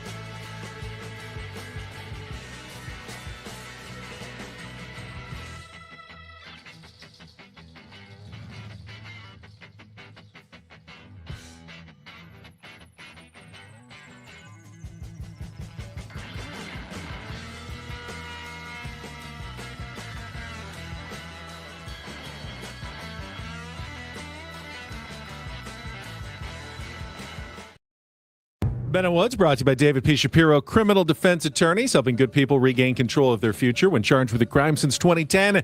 Visit davidpshapirolaw.com. I will start us today on Don't Do This with what clearly looks like a cost-cutting move by the Miami Marlins. The Athletic and others reporting that the team has fired most or all of their pro scouting department mid-season.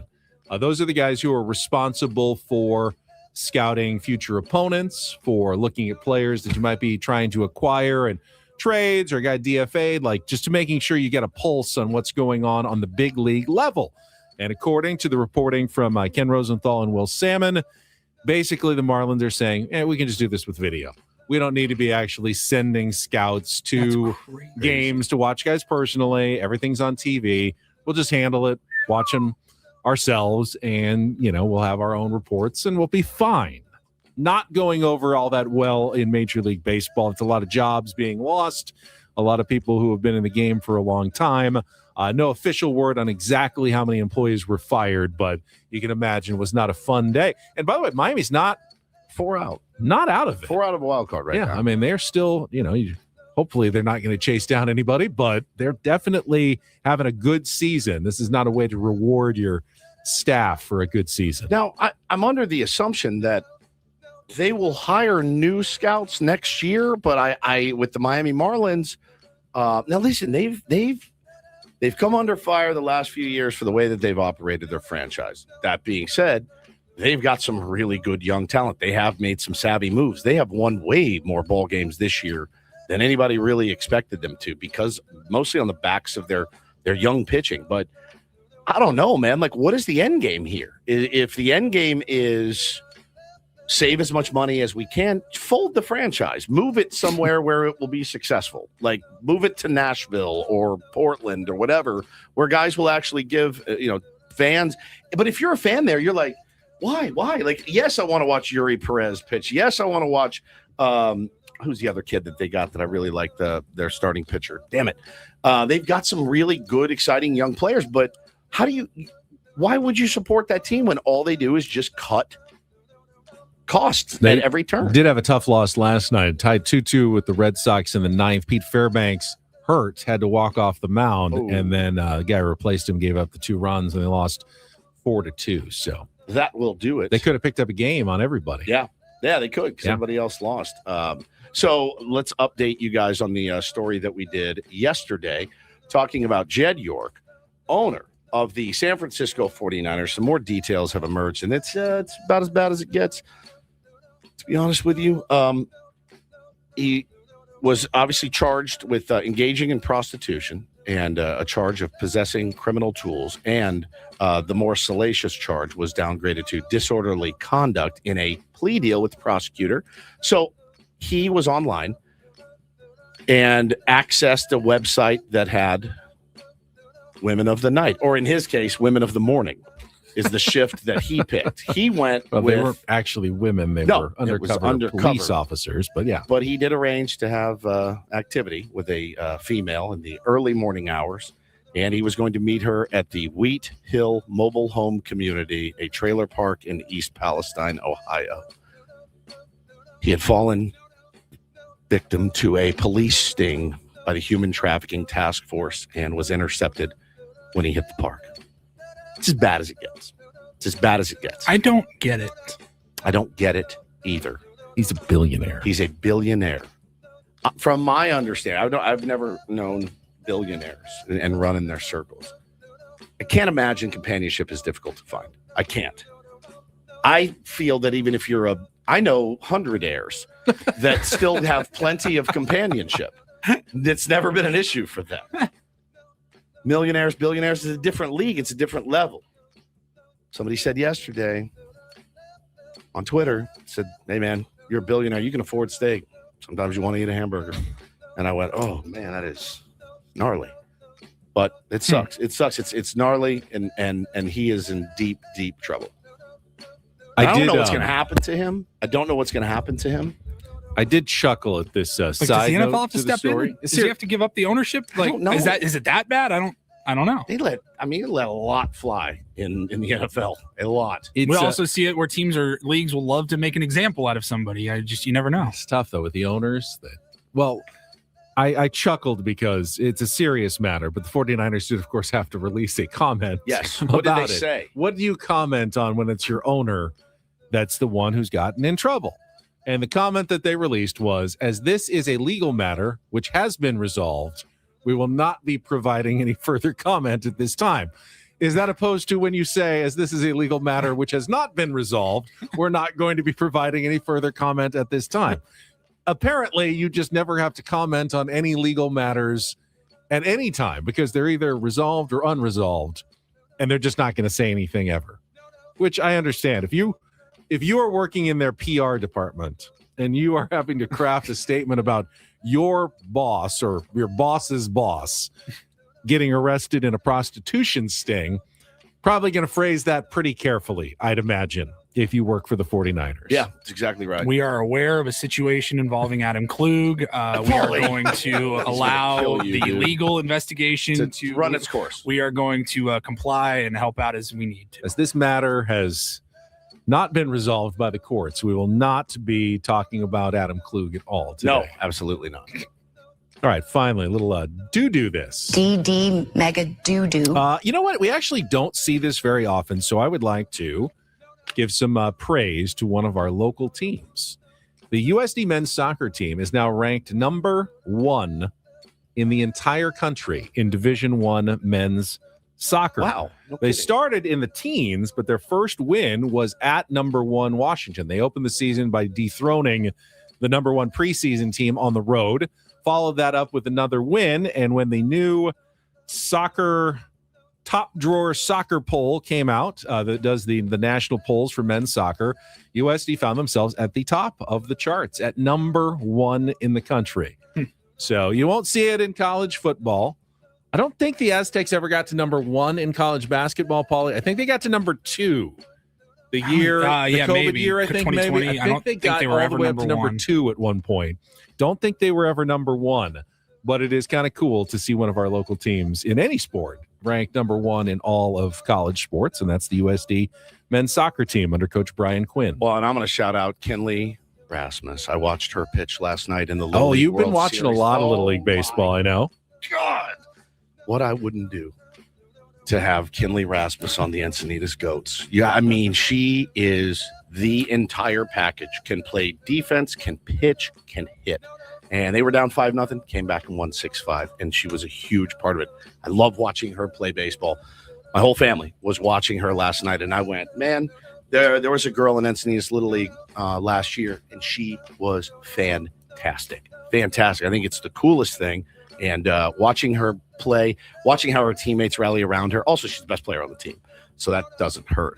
And she's the go-to. Like, oh, we're in trouble? Let's call on Kinley Rasmus to come bail us out. So shout out to her. Big day for women yesterday with Kwanzaa Jones and Kinley Rasmus. Oh, and Tijuana plays this morning at 10 a.m. in an elimination game against Tokyo as well, trying to stay alive in Williamsport. And that is Don't and Do This for a Tuesday.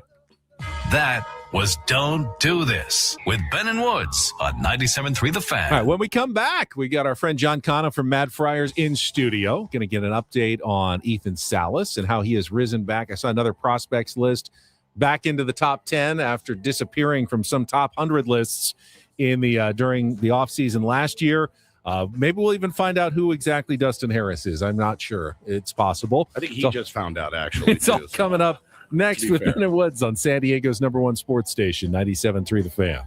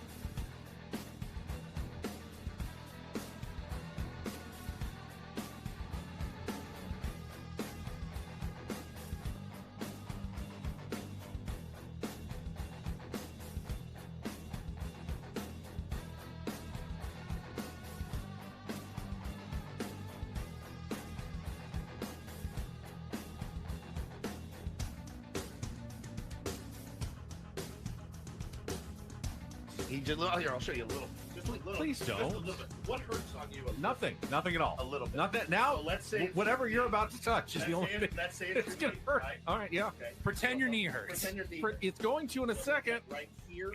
Oh, that is not pleasant. Hey, player, this is all yours. This room with this view. This speakeasy with this cocktail. Hey, could you make that too? The spa with this. Ah. And this pool on this roof. This is all for you. The all-new Hamul Casino Resort, now open.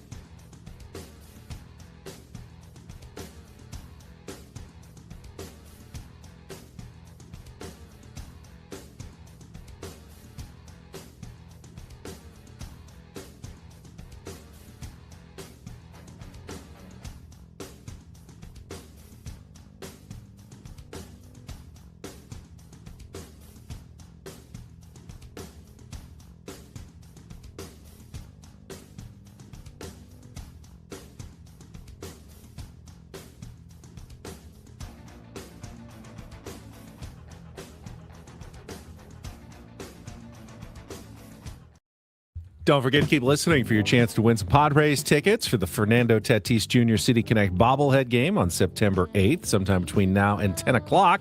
Baseball coverage on 97.3 The Fan is presented by Xfinity. Score the most reliable Wi-Fi. One price, 5 years guaranteed. Xfinity.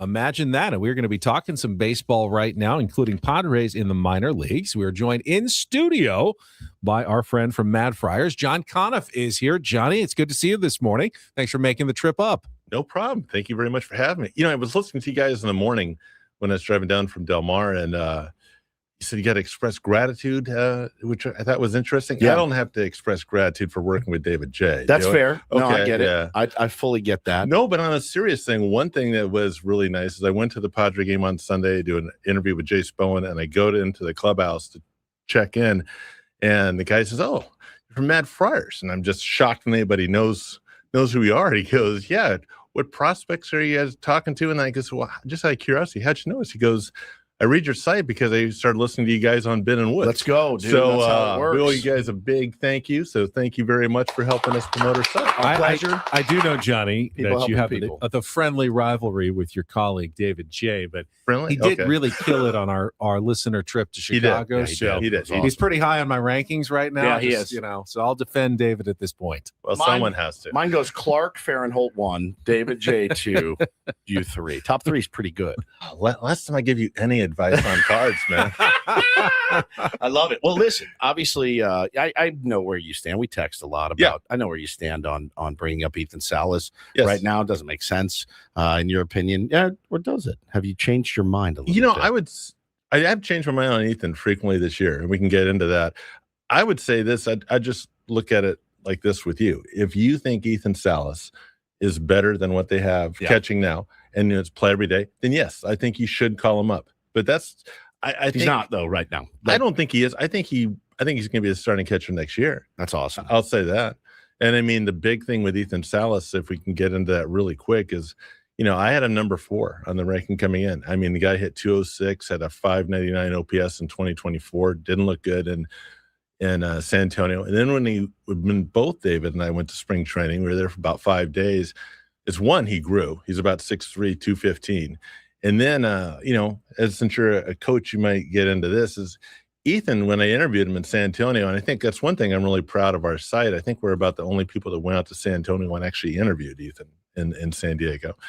And Ethan made the point that he can always get his bat on the ball of a lot of pitches, but he was not making good contact. And so they really worked with him, when he had time off, of getting his best swing off. Sure. And he got a lot more patience, and he was swinging at better pitches. That's something Dave and I disagreed with slightly.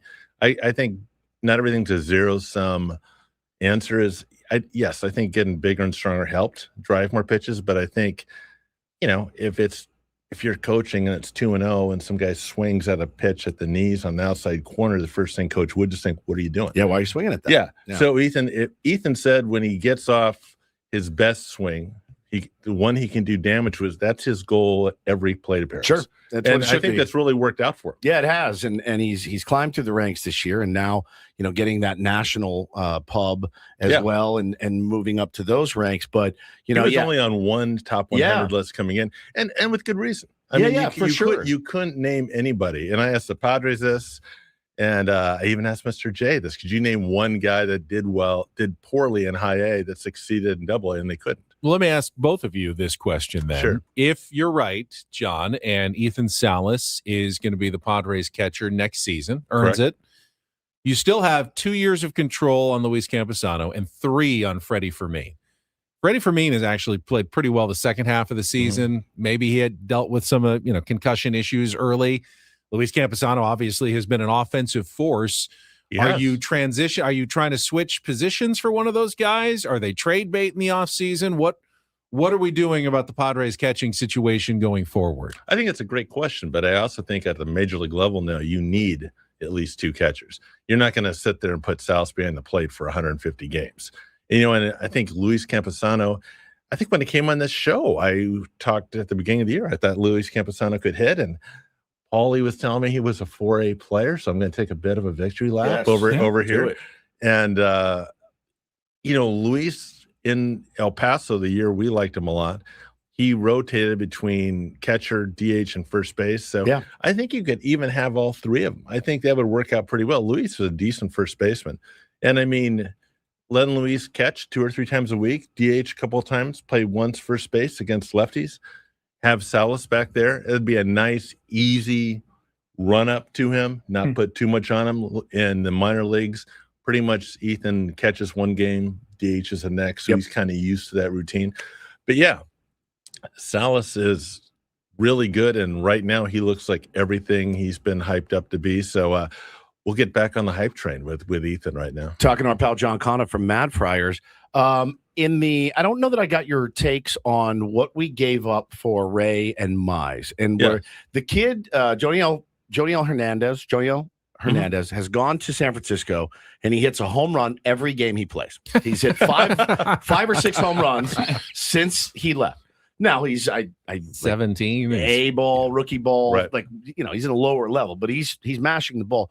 Was there anything in there that surprised you, number 1, or 2, that you go, oh, because I know how mad you get around this time of year because some of your beloveds end up packing their bags?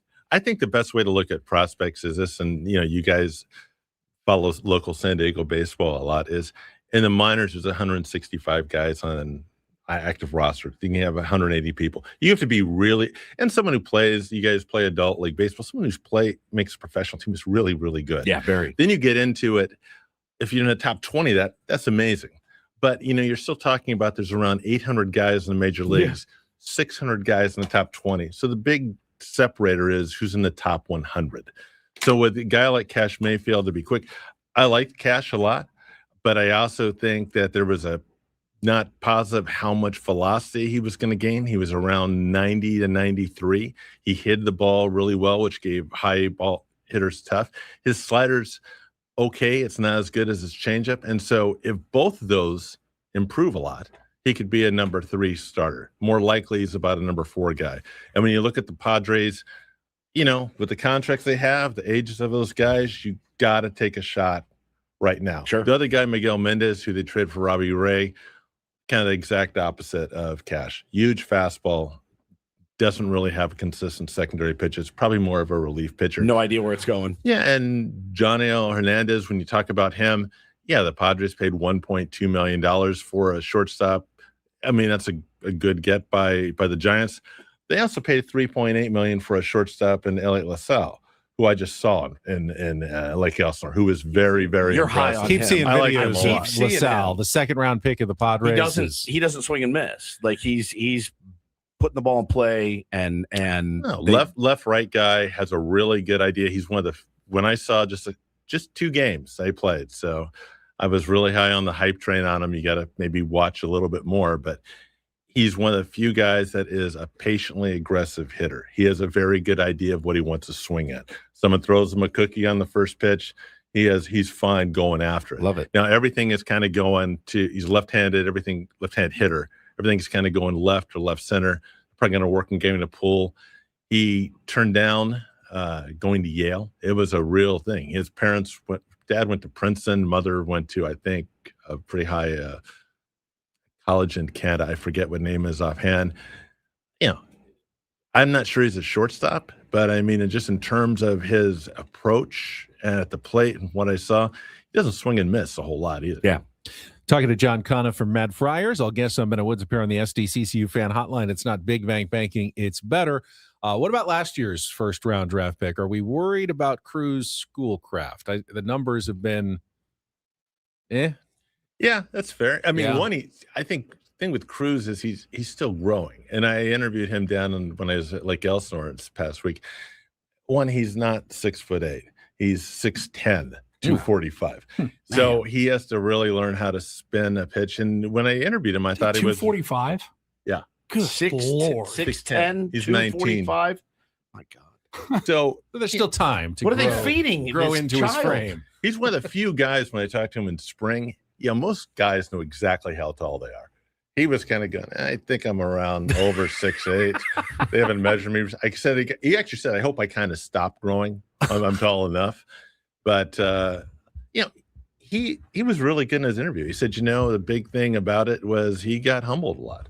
He said, these guys are really good. I mean, if you're 6'8", 230 in high school throwing 96, you're going to be pretty good. Yeah, man. Yeah. So, I mean, he kind of had to learn how to throw a second pitch. He's excited about what's coming up in, in the instructs. But, yeah, the night I saw him was pretty rough. So we'll see what he can do. I mean, he's still very young. I mean, you kind of want to sit around with a guy like that and let him take his time. But, no, he's not going to be on the Padres in about 3 or 4 years, right?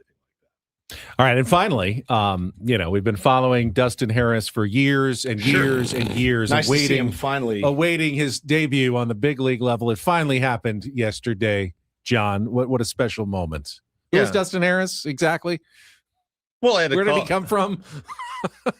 Well, I did call David up because he knows everything about everything. So, but he's had 29 games in the Padres system. He's been with with the White Sox and the Astros this year.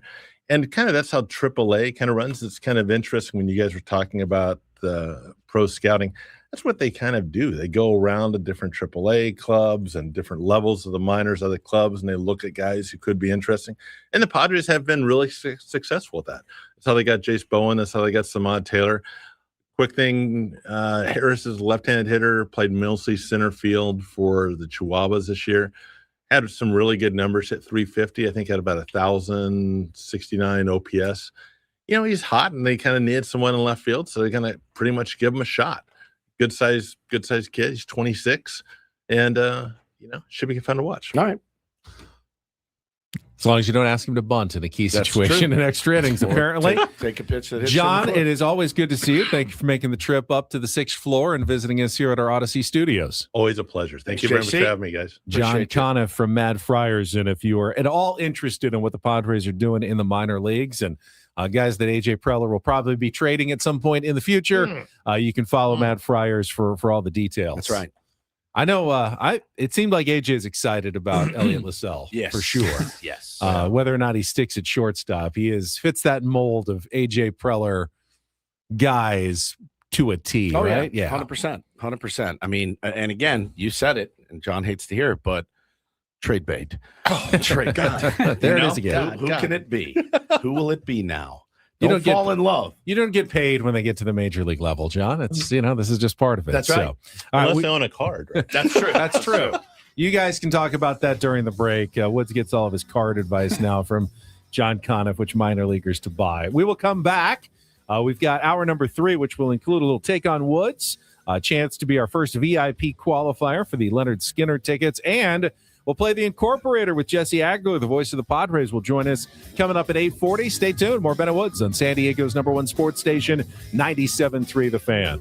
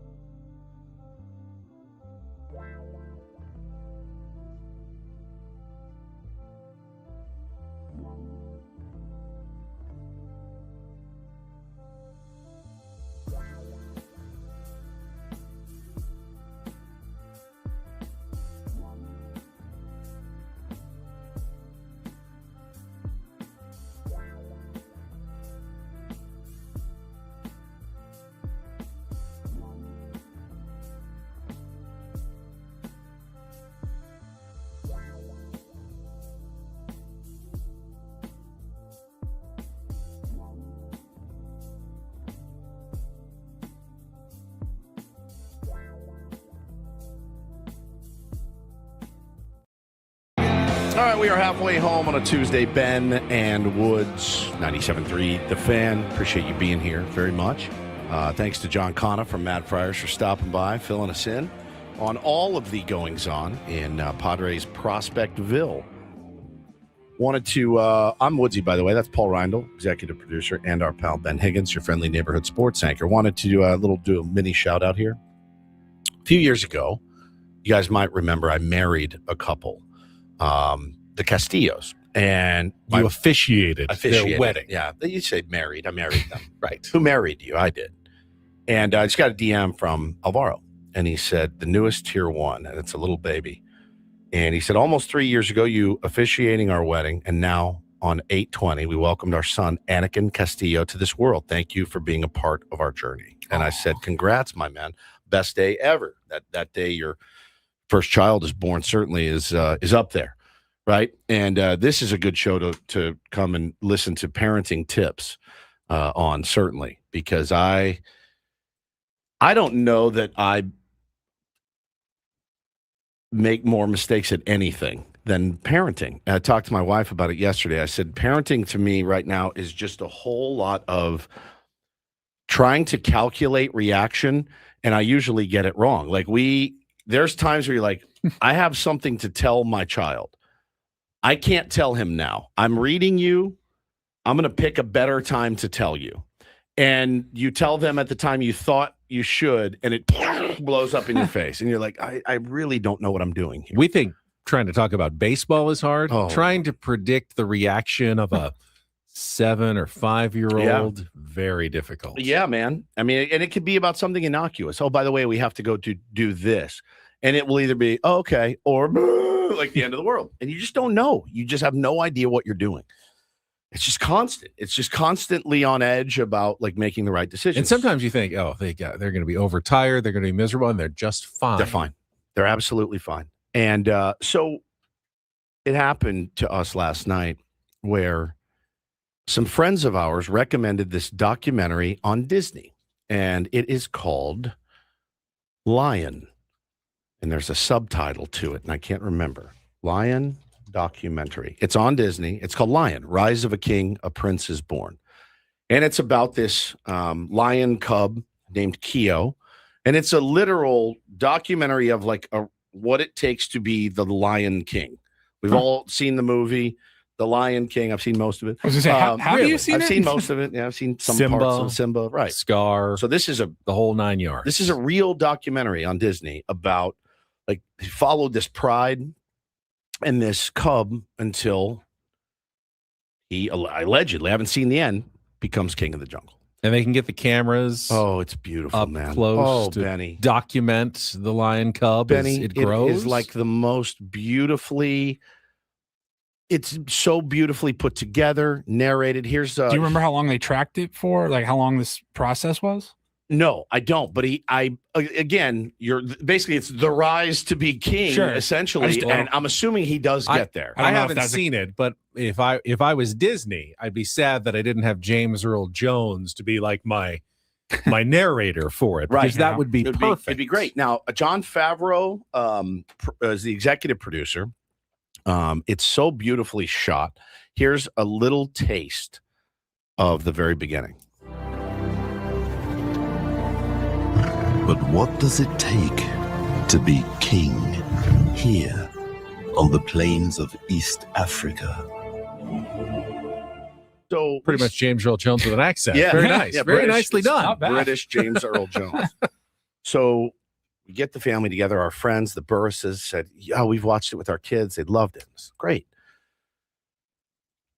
My family loves cats. My kids like lions. What kids don't? So we get the kids in bed. And we put it on, and we're watching it.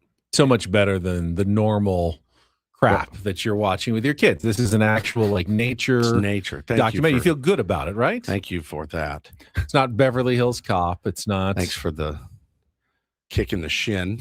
Like normally you're such a crap parent. This is actually a good like this decision. Finally, such a crap for the first time ever, you're watching something educational. Made a wise decision for something enriching for your children. So not just mindless comedy was. We're watching this thing. Yeah, something about Mary, whatever. Like we're watching this documentary. Bo's on my chest, Taylor's on Hannah's chest. And we make it about 6 minutes, and it's like, Keo's life is about to change forever. His aunt goes to fight for food and is gravely injured. Oh, no. She may never come back. Keo's life, as he knows it, will be different. And all of a sudden, I start feeling the moving up and down on my chest. And I look over, and Bo is sobbing. And then Taylor is sobbing. Like uncontrollable sobs. It was simultaneously the sweetest thing I've ever seen. And also like, oh my God, what are we putting our children through here? Beverly Hills Cop would have been a better choice. Like it would have been a much better choice. You have tortured your children. They are with this story of the lion. Yes, I think that we ruined them. So when they got home from school yesterday, I was like, you guys want to try to finish that? They're like, no. And Taylor's like, I will. And I'm like, oh my bro, gosh. He was sobbing uncontrollably. And it's just one of those things where you're like, I can't win.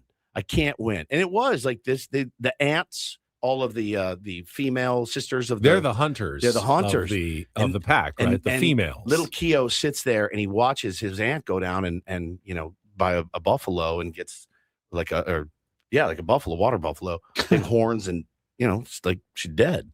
Mm-hmm. And he's like looking and he's nervous, and the kids are they've lost it. I'm like, Die Hard would have been better.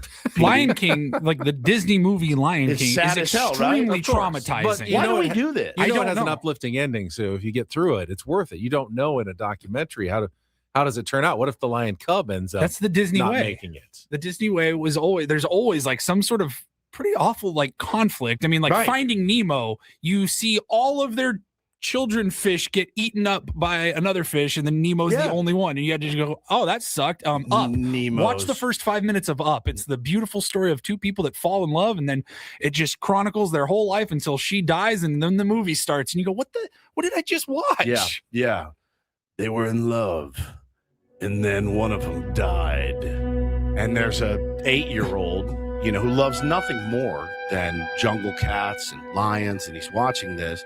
And it was really sweet. And it's good to know you're like, oh, you're not sociopaths. You do have feelings but they were big feelings. And I really felt like I showed them Saw before bed. You know what I mean? Like I might as well have shown them Saw, Halloween, something, because they were scared to death. Like it was like such a terrible, you think, oh, we'll go to Disney and watch a nice lion documentary. It just didn't work.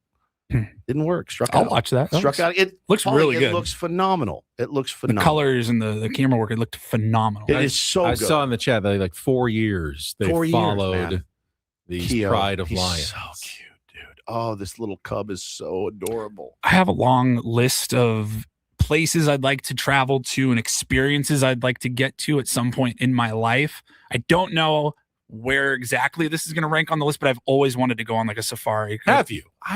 I mean, I certainly see it, but I feel like I've had some friends do it, and it's either you love it or you hate it. Outweigh the positives. Yeah, the like great moment of like getting mauled by a tiger would be. I don't think it would be unsafe necessarily, but you always see the videos like of the moment. Oh my God, look at the that. lions! Yeah, but then do you never see like the 3 hours where they're driving to get there to find rotting the final lions? Yeah, no, they're usually out here.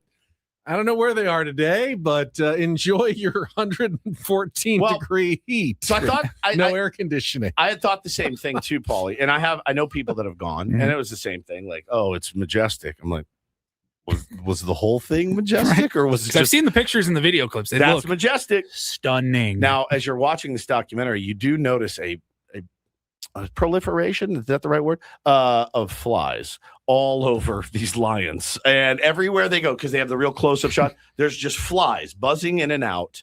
Then again, it's the same in Kauai. When you sit down for a meal, you're like, come on, man, let me try. I would be so bad as like a lion or a horse, because I would just constantly try to knock the flies off of me the whole time. You on a safari would be, and me, I'm not putting you in that bucket by yourself. I'll jump in the bucket with you. I don't think I could make it on the bumpy.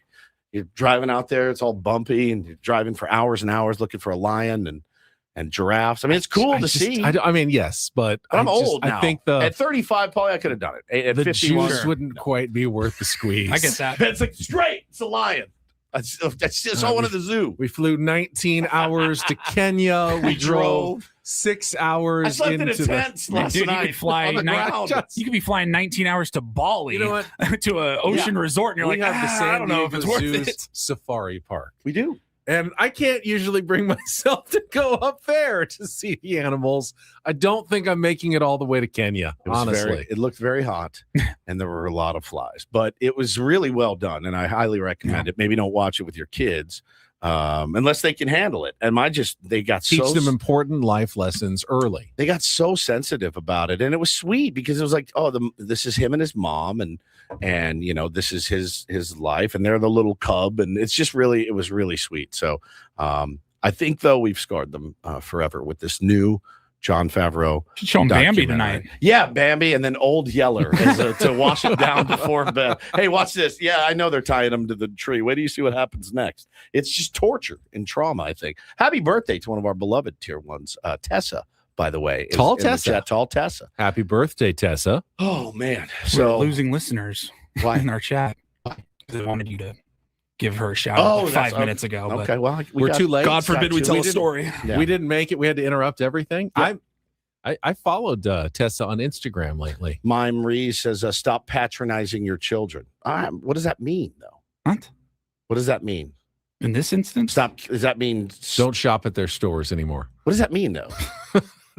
I want to understand. That you're treating them as, children, not real people. Like they can handle by showing them I think he wants you to respect your kids enough to think that they can handle. I literally watched them be unable to handle it. I watched them be unable to handle it. They were he says they can handle crying. Should I tape their eyes open to watch this? They didn't want to watch it anymore, and I got it because it made them sad. Bro, I'm 35. The Lion King still makes me cry if I watch it. There is a point. I wonder if where he has kids. I can't imagine a father would say that. There's a point where you have to let them, experience that sort of thing. Absolutely. But you may be a little before that point. I if think they're not ready for total tragedy, then that's okay at this age. You can protect them from certain things. Yes. I think there's a point of like. Now, if they're like 18 and you're still like, I don't think you should go to that movie. It's just too sad for you. Then you're probably over-parenting and not letting them grow. What's the divorce? I'll show them irreconcilable differences tonight. We can just, study divorce. And then, yes, the Diary of Anne Frank. Yep, maybe that one. Angela's Ashes, Sophie's Choice. No, I mean, they're 8 and 5. Like, they were so upset. It was touching, but it was also like, oh, I think this is doing them more harm than good. Mime, I guess, makes his kids kill their own dinner. Get in the backyard and give me a chicken. And the kid's like, Dad, I'm 8. I'm 8. He's like, I don't care. Gut it and bring it in. Do you remember, what the saddest movie moment you ever saw as a kid was? Pete's Dragon, dude, laid me out, man. Pete's Dragon absolutely murdered my soul when I was a little kid. When Elliot lost, when spoiler alert, the pizza dragon dies, and Elliot, the kid, he's an orphan. He'd been abused and bounced around. It was I've never seen anything like it, Paulie, when I was a kid, and I think about it to this day. How about you, Ben? Did you ever get upset at things? Yeah, we had to read, and then I believe we then watched the movie of Where the Red Fern Grows. I read it too, and I don't remember what happened. I don't exactly remember the plot, but it was like hunting dogs, and I just remember it was just impossibly sad. You guys remember The Fox and the Hound, Copper and Todd? Forget it, dude. Yeah. Those two, Pete's Dragon and that one got me. And what was it called? I just said it. Fox and the Hound. Fox and the Hound. Over several cartoons. I mean, Lion King again. When Mufasa dies, it's like when he's like, Dad, wake up. It's the most traumatizing thing. The one that sticks out in my mind was not a cartoon though. It was a kids movie. Came out in '97. You guys remember? Did you ever watch Air Bud? No. The I golden never did retriever. watch that Air play Bud. I was basketball. a junior in college. You have small kids? I don't know. Is it They would realistic? actually- Is it a realistic portrayal of Is a it the basketball playing Playing dog? basketball or- playing dog. There's a scene though where the spoiler alert, it's been 30 years, sorry. There's a scene where the kid he thinks he has to get rid of the dog and he doesn't want to. So they live on this island and he takes a boat to this other part of the island and he tells the dog, he like throws a toy and the dog runs off because he knows he has to leave him. And then he gets back on the boat and takes off because he had to leave the dog there. Right. And the kid is weeping and saying goodbye to Buddy. And I remember seeing that as a 7-year-old saying goodbye to your dog. And I was inconsolable. I could not control it. Mom says you need to be tougher. Yeah, I know. At 7. I'm just kidding. I love you, Mom. All right, and I'm sorry Did you that I give haven't one or no? followed Just where the everybody, red- every tier one on Instagram yet. Where the red fern grows? Yeah. That's yours? That was mine. All right. Was it a movie? It was both a book and then we watched the movie. Okay. I'm trying to remember. I was looking at the movie starring Wilford Brimley. What do you think I am? An effing night watchman? He's the greatest. I love Wilford Brimley so much. What do you think I am out here? Effing night watchman? All right, we're going to take a time out. When we come back, it is time to play Take on Woods. Still looking for our first VIP qualifier for Leonard Skinner. If you want to play movies, music, or TV, call now 833-288-0973. 833-288-0973. Take on Woods and then Jesse Agler coming up next with Ben and Woods on San Diego's #1 sports station, 97.3 The Fan. First, SDFatLoss.com is the way I lost 40 pounds in 60 days. Did this over 3 years ago. It was the summer of 2023. Lost up to a pound of fat per day, 10 to 20% of my body weight in just 60 days. And if you follow the same program, you should be able to get the same results, all while eating regular food from the grocery store. Make it in advance or just make it for dinner, like a chicken, some steak, vegetables. I was able to choose things that I like. Made a huge difference for me in sticking with the program. And then a really big difference in keeping the weight off afterwards. I tried the other plans that were based on shakes and bars, and I did lose some weight, but I was miserable. And then I gained the weight back when I switched back to real food. I did not want to do that again. SDFatLoss.com is different. They will tell you how it works when you sign up for a free consultation. No GLP-1s necessary, no exercise necessary. Just follow the program, lose weight fast. And when you sign up today, take $200 off for 97.3 The Fan listeners with their summer special still ongoing by going to SDFatLoss.com. That's SDFatLoss.com. Results may vary.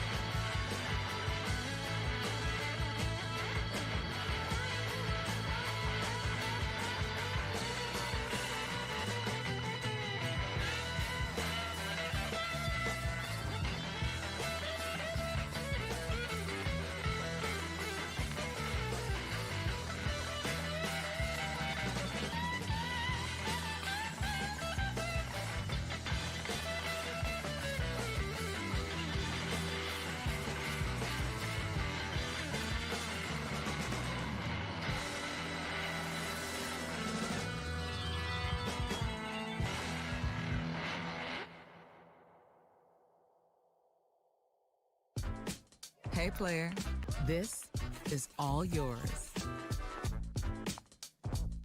This room with this view. This speakeasy with this cocktail. Hey, could you make that too? The spa with this. Ah. And this pool on this roof. This is all for you. The all-new Hamul Casino Resort, now open.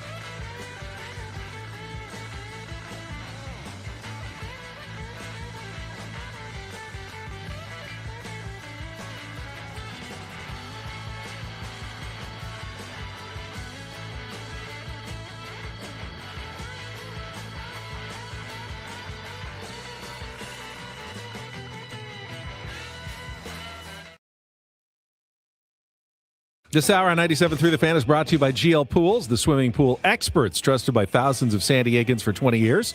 Baseball season is in full swing. So is swim season. Make sure your pool is ready. Call now, mention radio for 20% off new service plans in 2026. I was trying to do the math. Jesse Agler going to join us here at the bottom of the hour. We're on the U letter for the incorporator. Urine. You're in trouble if that's going to be the word.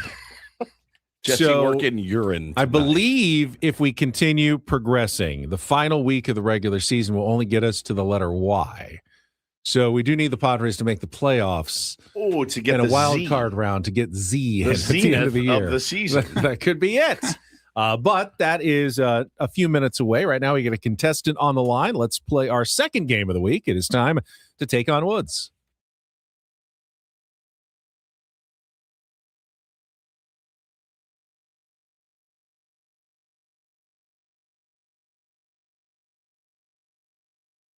Take on Woods brought to you by Bay Alarm, security and fire alarms for every business. We got you, and we got Marcus standing by today. Hello, Marcus. Hey, Ben. How you doing? I'm good. You've played this game before, so we will skip all the rules and just give you the categories, which are also already out there in the universe. We've got music, put a ring on it, 5 2-second songs, or artists that include the word diamond. Movies, silly sequel names, not so great sequels that have kind of goofy names, and you're going to need to give me the full sequel name. And British imports is our TV category, 5 British TV series that were hits here in the United States. So, music, movies, or television, Marcus, what would you like to play against Woods? I'll try those silly movie names. Silly sequel names. All right. In today's movie category, we're looking for 5 not so great sequels with somewhat silly names. And again, we need the whole name of the sequel to score the point. You can't just say something to. You've got to give me the actual sequel name. You'll have 60 seconds to answer as many as you can. If you don't know one, say pass. We'll come back to it. There's time left on the clock. First question is our 2-second movie clip. You need to give me the entire sequel title from the movie to score the point. Marcus, are you ready to play? Give it a go. All right, let's put 60 seconds on the clock. Silly sequel names is your category. Your time begins when Paul plays our clip. Good luck, Marcus. Let's take on Woods. Hello, Tribe fans. Welcome back to Major League Baseball. Sort of.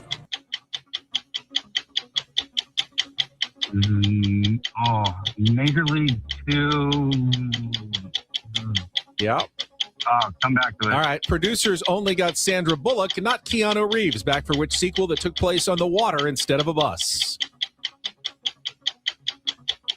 Speed 2 Cruise Control. Correct. Jennifer Love Hewitt heads to the Bahamas for which 1998 slasher sequel in which she once again is the target of a vengeful fisherman? I Know What You Did Last Summer. I still know what you did. Sacha Baron Cohen returned in 2020 for which mockumentary sequel about a fictional Kazakh journalist?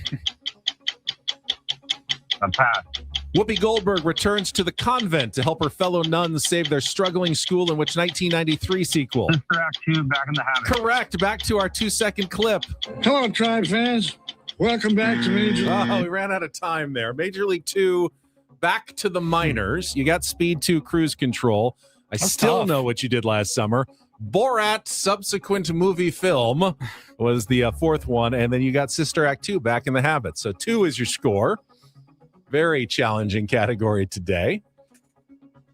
It is movies, and it is called Silly Sequel Names. I need the full answer for all these. Not going to be that simple. All right? All right. 60 seconds Silly on the sequel clock. Names. Your time begins when Paul plays our 2-second movie clip. Good luck, Woods. Let's take on Marcus. Hello, Tribe fans. Welcome back to Major League Baseball. Sort of.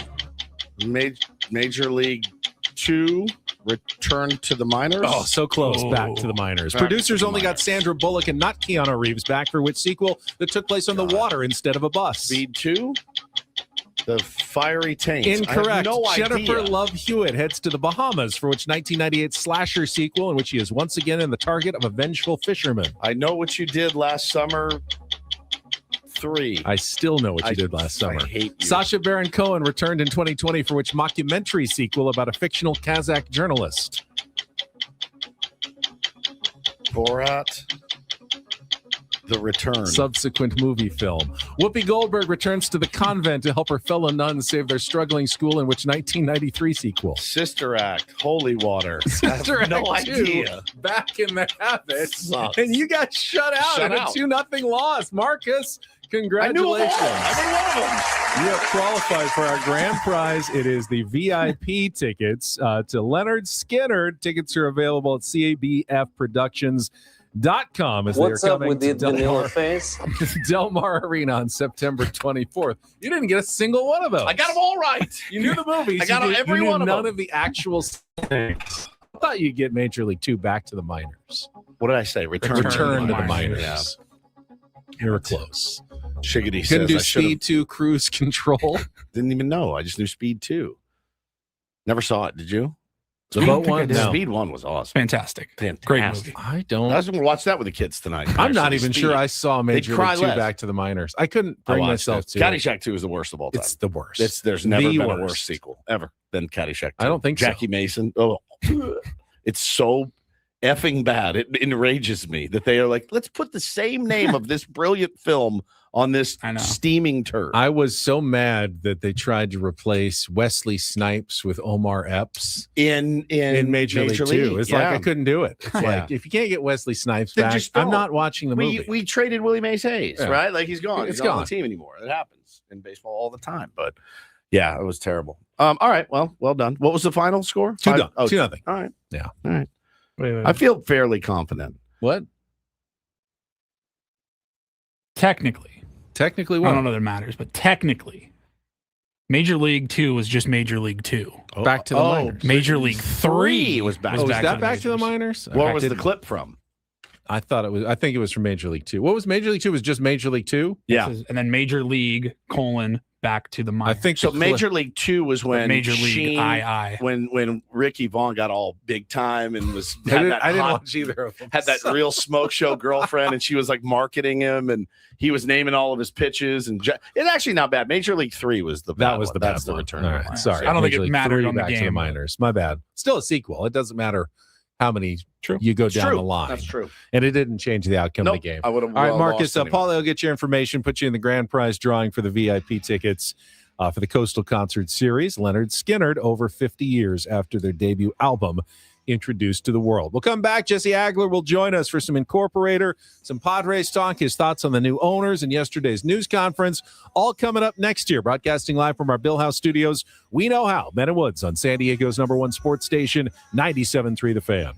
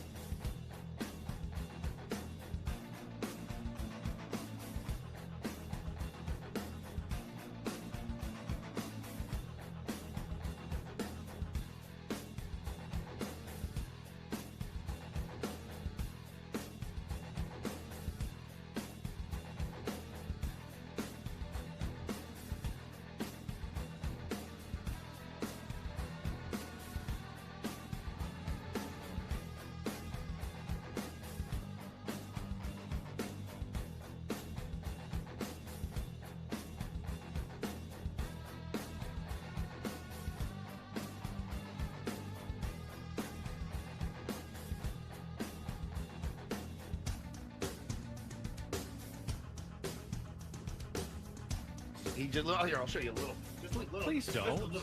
What hurts Nothing at all. A little bit. Not that now. So let's say whatever you're about to touch is the only thing. Let's say It's gonna hurt. right? All right, yeah. Okay. Pretend your knee hurts. Pretend your knee It's going to in a second. right here.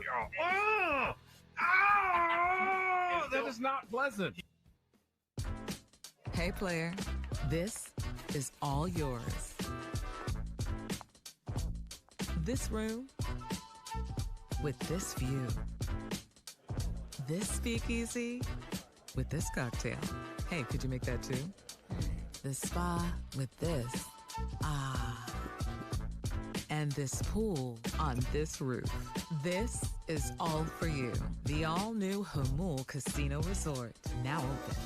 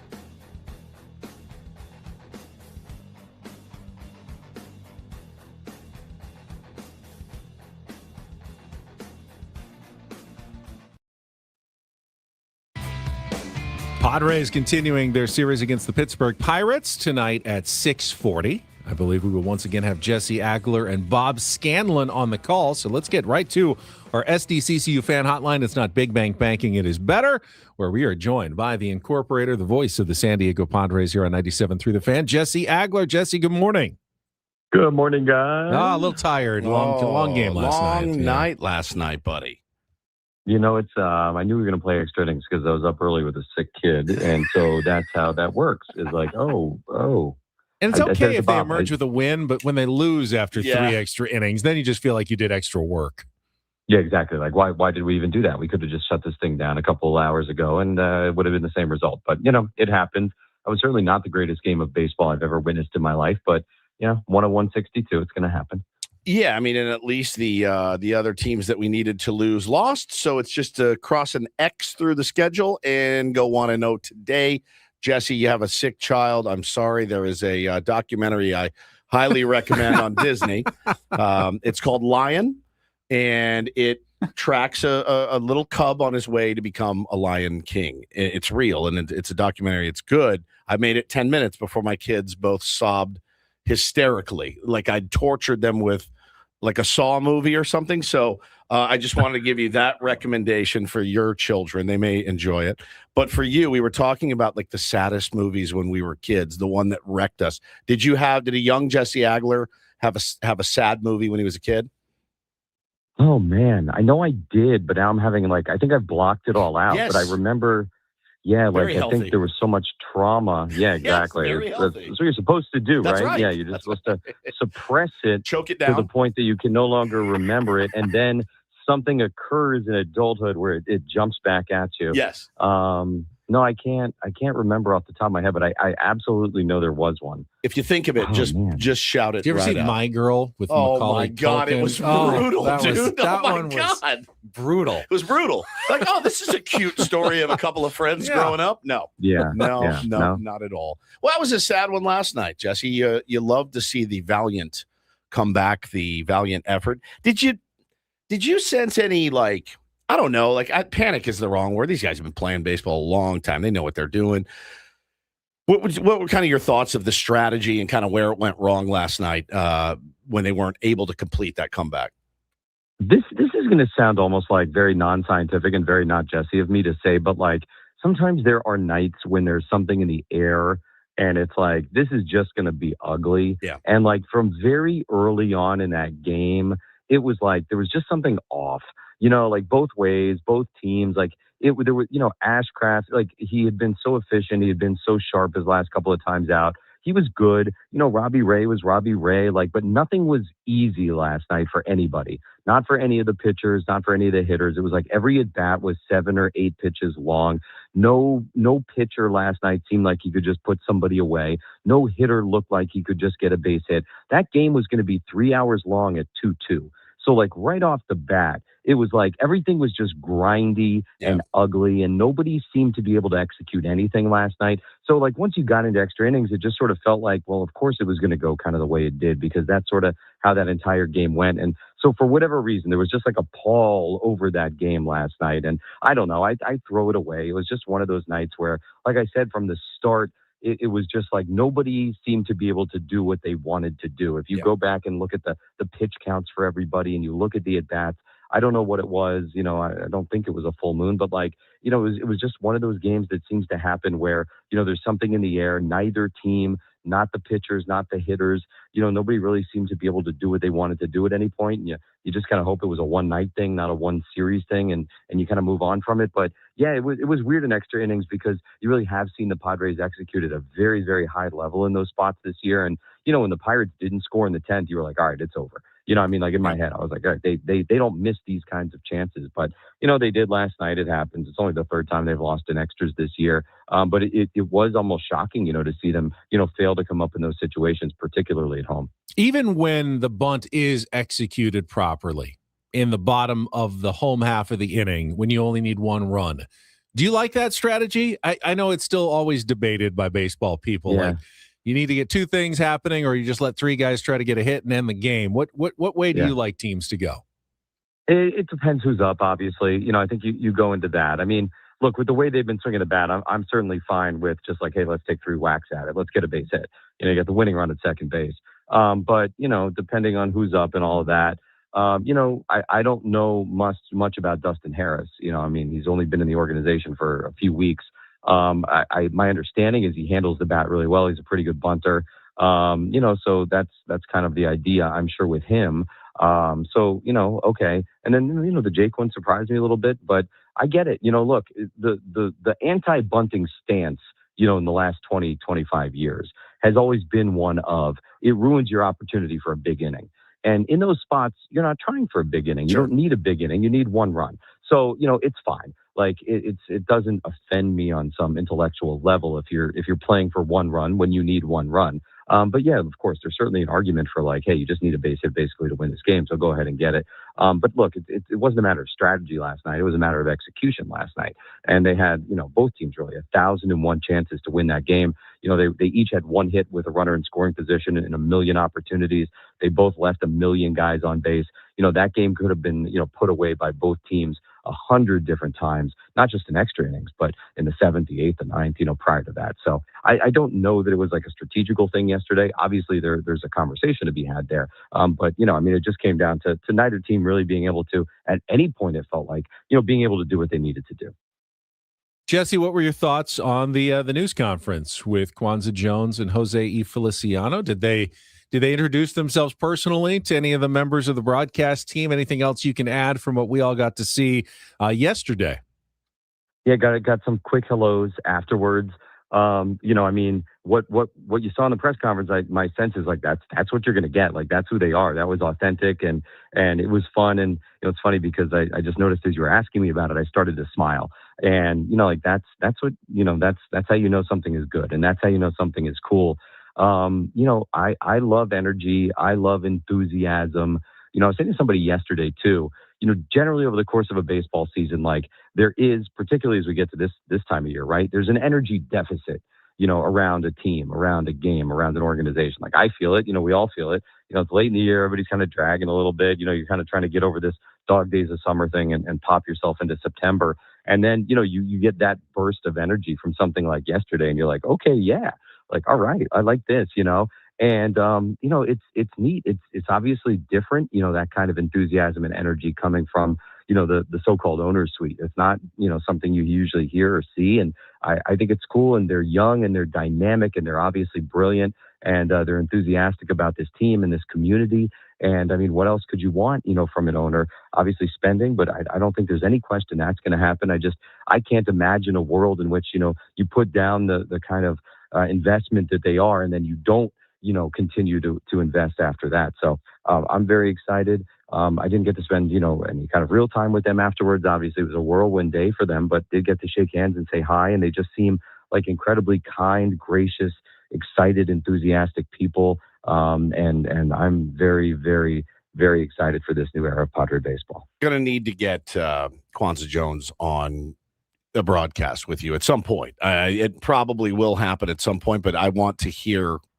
I just want to hear more, right? Like complete, like I called her this morning, like a shooting star, like a meteor, right? I'd never heard anything like it, honestly. And I was kind of blown away by it all, Jesse. That's cool. Yeah. I think having her pop by the booth would be fantastic at some point. It's definitely in the works. Yeah. Good. Oh, my son had a question for you that I wanted to pass along. He was curious if you thought the one I met or a different one. I think the one you met. Yes. He was curious if you thought either of your partners, Tony Gwynn Jr. or Bob Scanlon, have different standards when it comes to hanging the star on defensive plays. Good question. Like, is someone more liberal with it, a little more stingy with it? You got any opinions on that?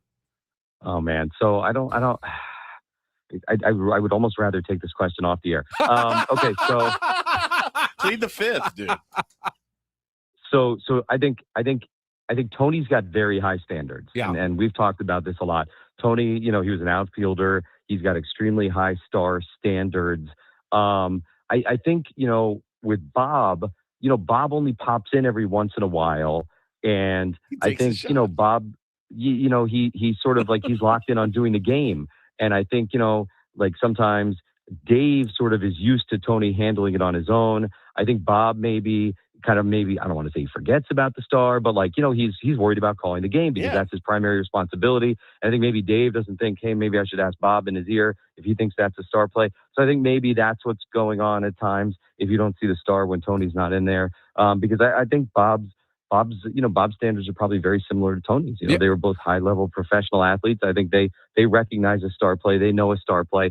I think just sometimes maybe we could have a communication breakdown. It's the Dave same Marcus's thing. Like, fault is what you're saying. So it's Dave's fault. I'm not saying that, but like, how when you have a different shortstop come in and then all of a sudden there's like a little bit of a miscommunication with the third baseman because 100%. Those guys don't usually play next to one another.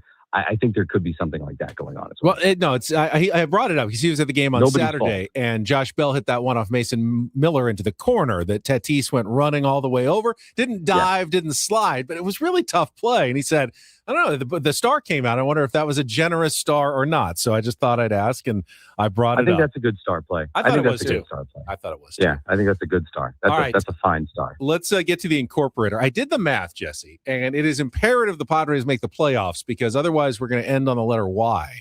So we need at least one.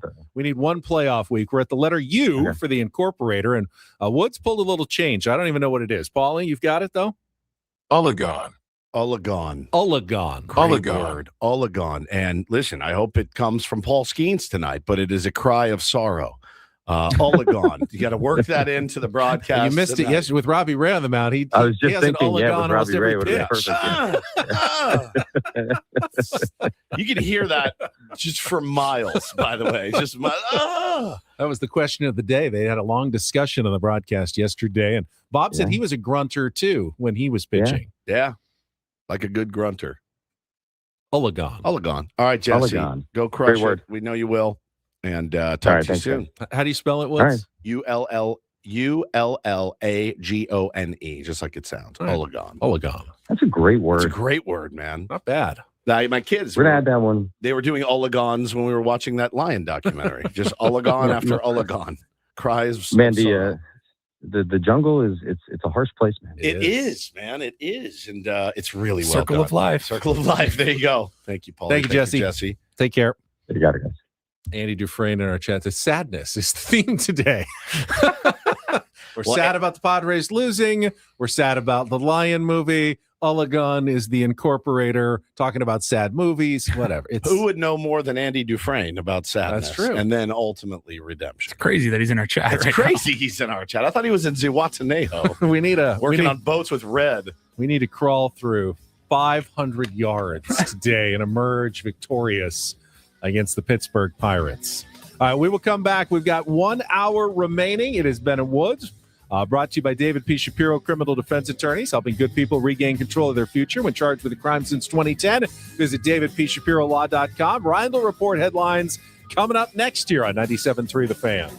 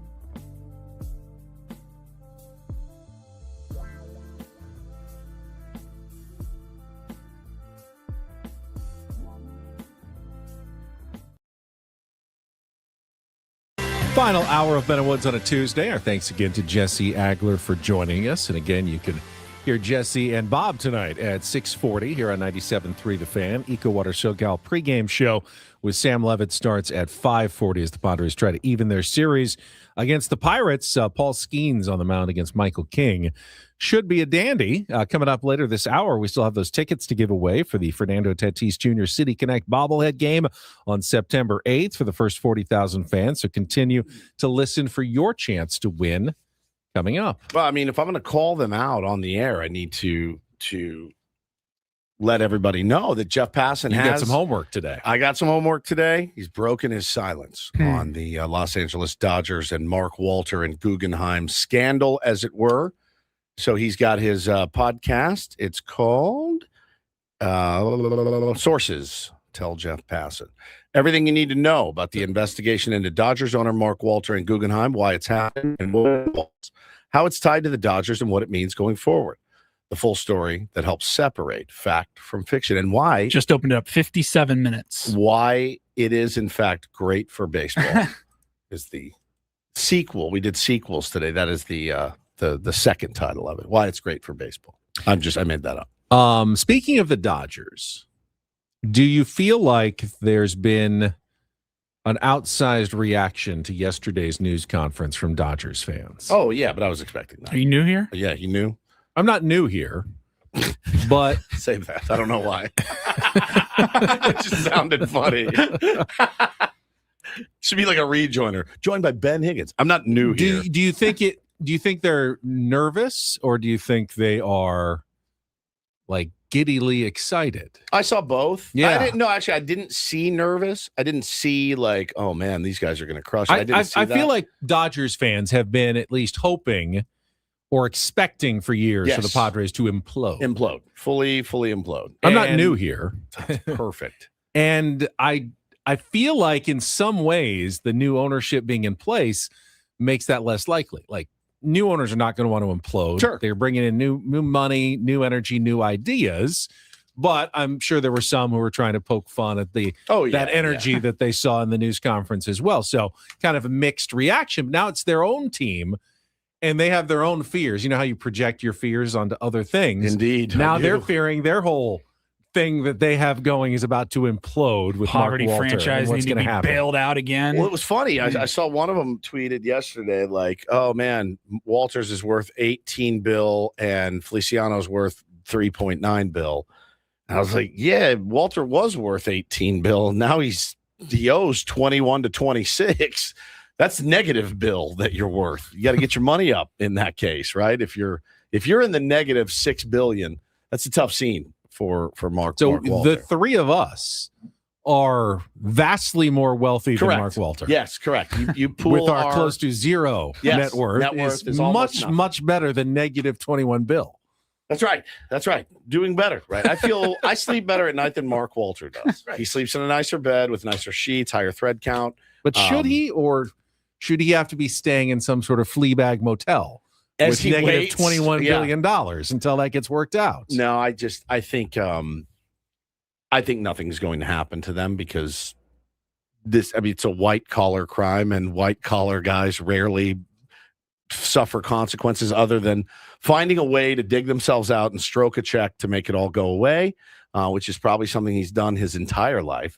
And so I don't think anything's going to happen. He may have to sell his share, but they'll get Jeff Bezos or something, or somebody even worse and a bigger villain. Do you put any thought into, I've seen the theory going around that if something were to happen and Mark Walter does need to sell his team, Shohei Ohtani already right there could get out of his contract. And then if Andrew Friedman left because Walter sold, then both clauses of his contract would be totally in play. If Friedman wanted to go full Pete Carroll and be like, That's it for me. I'm going to Boston, or I'm going to go to New York, or he'll get a job. Anyway, he's a really smart guy. I think he could probably get an ownership stake. Like, hey, you want to be our 100%. president of baseball operations, and here's 8% of the team as well. No question. Anywhere he wanted to go, we'll give you generational wealth and come fix us because we're broken, and you've been pretty good at it in the past. Yeah, he can write his own ticket, obviously, but with Walter, he's the money man. He's got some. I've texted some people that are way smarter about this than me, and they're like, "No, man, this is bad for Walter. There's a whistleblower. They're working with the government. That's no good." And he's going to, at the very minimum, it's going to cost him a fortune and maybe his share in the LA Dodgers, which I don't know what it's going to do to their franchise. It's fun. I like to poke fun at them because, you made fun of our owner when he passed away. You made fun of Shield. You're making fun of the new owners. That's the kind of people that you are. So, and not all of you, but a lot of you that I see, nasty stuff. So nice to see the tables turned a little bit. That's what I thought too. Yeah. Even though it will get just kind of probably swept under the rug and nothing will happen. The next year is going to be telling. The negotiations is going to be really telling on what baseball does. Now, I don't know how this affects all of that either, but that's going to be kind of the ripple effect of his malfeasances, Ben. Well, it'll be interesting to see what sources tell Jeff Passan. Yeah, I'm going to listen about the Dodgers. I'm listening as soon as I get in the car. All right, let's get to it. It's time for the Roundel Report. And get things started here with our today's edition of the Roundel Report. Now tuned into the greatest. Welcome to the Reindl Report with Paul Reindl. Hey guys, it's Paul here. Hi, Paul. All right. 2 stories from the world of sports that we haven't gotten to yet. We'll start off in Major League Baseball. And 1 story that you didn't know you needed. Are you laughing, biatch? It's the Reindl Report. Hey Paul, how you doing? Okay, how are you? I'm good. How are you doing today? Okay, how are you? On 97.3 The Fan. Are you ready to bless the mood? I need some help, please. That was good. Can I get a oh yeah? Oh yeah. All right. It's always something different in the Reindl Report Open. Every day, something different makes me laugh. Yeah, it is funny. Sometimes one thing, sometimes it's another thing. Yeah. Are you laughing, biatch? That kills me. Still, I hope that guy's okay. I don't think he is. I saw a few years ago he wasn't doing not okay. doing well. So maybe he's turned things around. Maybe he's good. He's good. He's good. He's good. I'm good. Hi, Paul. All right, let's get started. Real quick, story 1A, just because it just dropped. Have not read the story yet, but Dennis Lin has put out an update that Oswaldo Perella, the Padres catching coordinator, was detained by ICE a week ago. He was released on bond yesterday. Family spokesperson told The Athletic Perella has returned home to his family. So positive update there. That's excellent. Yep. All right, we will get started. Kind of a add-on to a Reindl Report story yesterday. Told you about Daquan Wright, the NFL player who had an agreement that if he did not play in the NFL, actually play in any NFL games, he could return to college for his 5th year of eligibility and go play at LSU. That was yesterday's LSU story. Today's LSU sports story is actually in basketball, where former NBA player RJ Lewis Jr., he was a Big East Player of the Year back in college in 2025. He had signed multiple NBA contracts, but never actually got into any games. He has now declared eligibility and will be playing for LSU this upcoming season. I don't know what's happening. I think we are kind of seeing the beginning of the end of something in college sports here. It's like we've said it for years now, the NIL chapter of college sports, it's the wild, wild west. He had signed with multiple teams. He had a 2-way contract with the Jazz, a G League contract with the Celtics, but he went undrafted in last year's NBA draft. He saw some preseason action, but he never appeared in a regular season game. So because of that lawsuit where the players said, hey, we deserve this 5th year of eligibility, he has gone back to college. Clearly, the rules are a disaster right now in terms of eligibility. Yes. And confusing, and everyone's filing lawsuits, especially the class of the 2022 guys who came in who want that 5th year. Yep. Some of them had already gone to the pros. I get it. You didn't tell me I could stay for another year in college. If they had known that, a lot of them would have gone, I'd be better off another year in college than trying to be the last man on the roster of Get my stock up. NFL team or a basketball team. So they're going to court to try to, get their rights to go back and play. I understand that. I think this is a philosophical question, though. Once the games start, and college football starts this weekend, college basketball will start here in a couple of months. Do we really care how the players got to the team or what they're being paid or how old they are or if they appeared in a European professional basketball game or played in a as long as I got some of those guys on my team, or if they're wearing our college's colors. No, but if they beat us, then I care. Right. If they're wearing our be here. college's colors, are we just going to go you? Let's beat the college across the street. And that's all that we really care about. And we're still going to enjoy root for the laundry college sports as much as we always do. It's just the frustrating off-season part of it that is driving everybody crazy. But once the rosters are set and they play the games, will this matter to us at all? Yeah, only if they win, obviously. And if you lose, the other team's championship is clearly tainted by all their recruiting shenanigans and players they've hired to come back from the pros to play for them. I don't know. It's just, where do you draw the line? I see the line's going to get, it feels like it's going to get blurrier and blurrier. And until it blurrier. doesn't. Until they're going to have to re-regulate all of this at some point. Like Kawhi Leonard has a couple of years of eligibility left at San Diego State. He may not be playing next year. If he's suspended, let's just get him back here. I don't have any eligibility left for any college sports. I've been to 17 colleges and it took me 7 years. So you've used your 5 years. I've used my 5 years and then some. I feel like I could go back for one more year of college golf, possibly. Yeah, you could. If anyone's interested. Did you graduate early? No, I did my 4 years, so I still have my 5th year, perhaps. If anyone local, Cal State San Marcos, PLNU wants to put me on for a year on the team, I'd be interested in a comeback, actually. Do you have to go to class? I'm sure we can work something out. How about a broadcasting class? I have never taken a broadcasting class before. We know.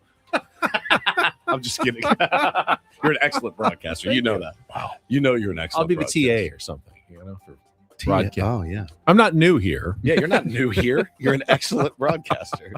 Can you imagine Ben's in broadcast? They're like, no. Do it like this. Can you imagine how infuriating that would be? It would be the greatest prank of all time. B minus in Radio 101. Ben, can you do I just need a 3-minute segment on this. And he does, and he's like, He failed his television news class. Yes, yeah. It's so good. Just be like, it was okay. I'm a C+. It was pretty good. I think you could have articulated better and projected more. He's like, I literally have 25 years in front of a microphone. And get you doing overnights at KCR College Radio. Right. That's right. Yeah. Get a little internship going. Yeah, you never know. Ben Higgins. So good. All right, we'll move on to the NFL. I will just go ahead and say this. It's been weird. For the last week or so, I've seen a lot more of Deshaun Watson in the news, highlights, press clippings, whatever. He just got named the starting quarterback. He was named the starting quarterback. He's back. He's been so far off everyone's radar for the last few years with his injuries and kind of just remembering he's not a very good guy. And it's a very interesting scenario happening in Cleveland. So, yes, he was named the QB1 over Shedeur Sanders, winning that battle. After Saturday's preseason game, Deshaun Watson had some pretty interesting comments. He was not happy with some of the fan base, his own fan base, the Cleveland Browns. Last time I played on this field, I tore my Achilles. And that same fan base, they cheered when I got hurt. So does that have to do with, what does that have to do with anything about performance? When a person get hurt, especially for your own city, and they cheer. So that was on Saturday following the game. He was not very happy. Yesterday, he's named QB1. He did want to apologize for Saturday's comments. Did he think he wasn't going to get the job on Saturday? And then on Monday, he's like, F And honestly, word. I was sitting here this morning. I was didn't really think this all the way through, did I? Collecting some stories. I go, is this like newsworthy at all? And I go, I guess it's not every day that you hear a starting quarterback call out his own fans. Here's his apology from yesterday. First off, I want to address the comments from Saturday after the game. I think just, human nature, just myself being very emotional, putting a lot of time these last 2 years to, get back and, spend time in this facility, in the city, meeting a lot of different people in the community. You know, I thought I was going to get, you know, a little different response. But, you know, I think, you know, my emotions got the best of me. And, you know, my comments wasn't intending to go at any of the fans around in the city. Just all of them. Because there's been a lot of great fans that have been supporting me. 27 women, by the way. Deshaun, I women. don't think your problem is you're too emotional. That's not it. You're oblivious. Yeah, you're a serial sexual assaulter. Yeah. Now, Paulie, can you share? I think you just did it off there. Can you share the stat that blew my mind yesterday about the Cleveland Browns stadium? Oh, yeah, this is nuts. Yeah. So, because they don't seem to be any closer to ending this one either. No, I saw it. So the Cleveland Browns are getting a new stadium. I believe it's ready to go up in 2029. Their current stadium was erected in 1999. So it'll have a lifespan of about 30 years. And unless anything changes in the next couple of seasons, that Cleveland Stadium will have hosted exactly 0 playoff games. 0.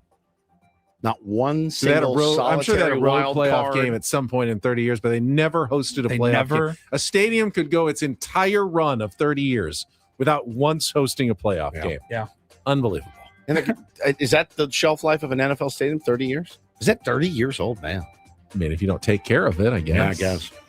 Deshaun went on. He just kind of rambled there for a little bit. He went on though, and he goes, look, it's been a really, it's been a tough few years here. I mean, look, As it should have been. He goes with the injuries and, not being around. Injuries. Yeah, just haven't been around. I was like, ooh, you didn't think too far. You didn't think, that next sentence is going to be a little awkward.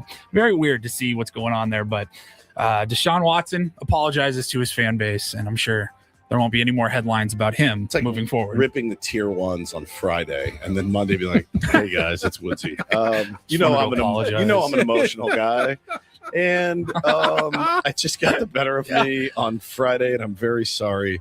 And anyway, I work hard. Man, everyone in the YouTube chat is just totally nuts. Yeah. Oh, sorry. Oh, sorry. Oh, they are. They're nuts every day, but I like them for it. Finally, can I interest you in some Jelly Roll content today? Yes. What is a yes? This was a little bit of a jump scare to wake up to and see that I was not prepared for Jelly Roll. He took over Jimmy Kimmel's show yesterday. Kimmel is on summer vacation. What planet My are we ABC colleague now? Yeah. Jelly what planet Roll. are we on? It's very common for guys like Kimmel or Fallon or whoever to go on vacation, take the summer off, and they'll have co-hosts, guest hosts. They get throughout the talented week. people to do it, though. They do. Next summer, we're off. We just have guest hosts all summer.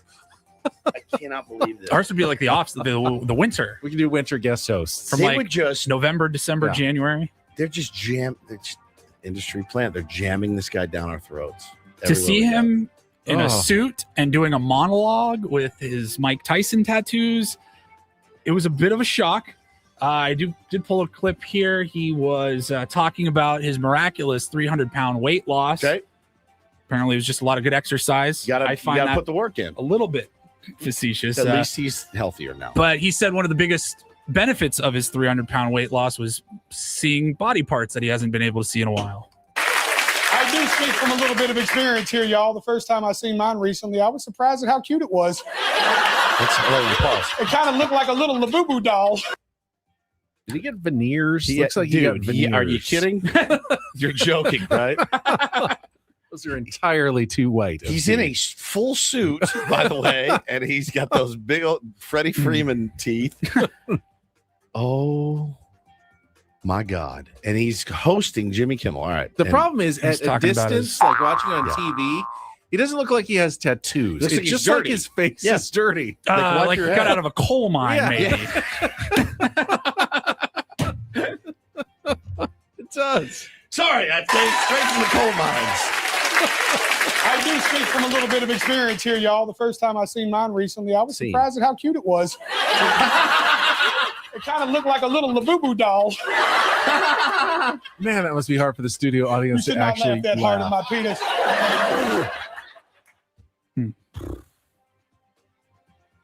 Hate it here. I hate it. Yeah, that's the Rindle report. Paulie, thank you for getting us updated on Jelly Roll once again. I'm moving to another place for a while. Just for a while. Get me off this ride. I'll take the equipment. It's fine. I know I said I wouldn't, but I will. All right, when we come back, we got some Padres tickets to give away. Stay tuned. Your opportunity to win coming up. Ben Woods, San Diego's #1 sports station, broadcasting live from the Bill House Studios. We know how. It is 97.3 The Fan. Gambling problem? Call 1-800-GAMBLER. GEGE 000-466. For a full list of games and rules, played at 7 Mile Casino. Visit 7milecasino.com. Woods will send you off to 7 Mile Casino for a few hours. You'll be right as rain. Play some cards, have a great meal any time of the day, enjoy their phenomenal atmosphere. You'll be like a new man when you come out of that place. Yeah, I agree with you.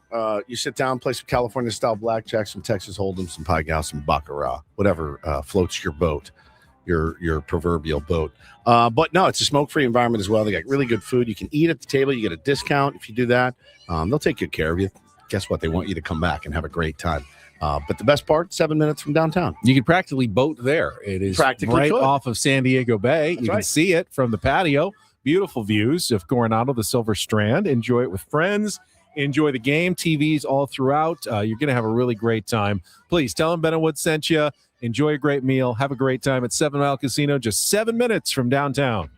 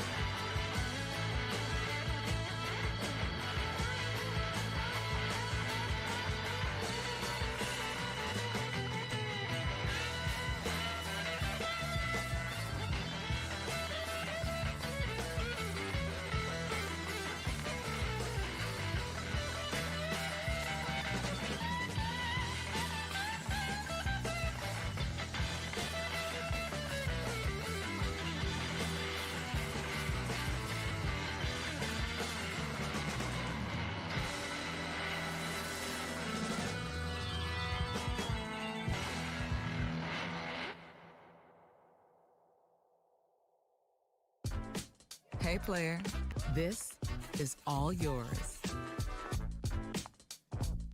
This room with this view. This speakeasy with this cocktail. Hey, could you make that too? The spa with this. Ah. And this pool on this roof. This is all for you. The all-new Hamul Casino Resort, now open.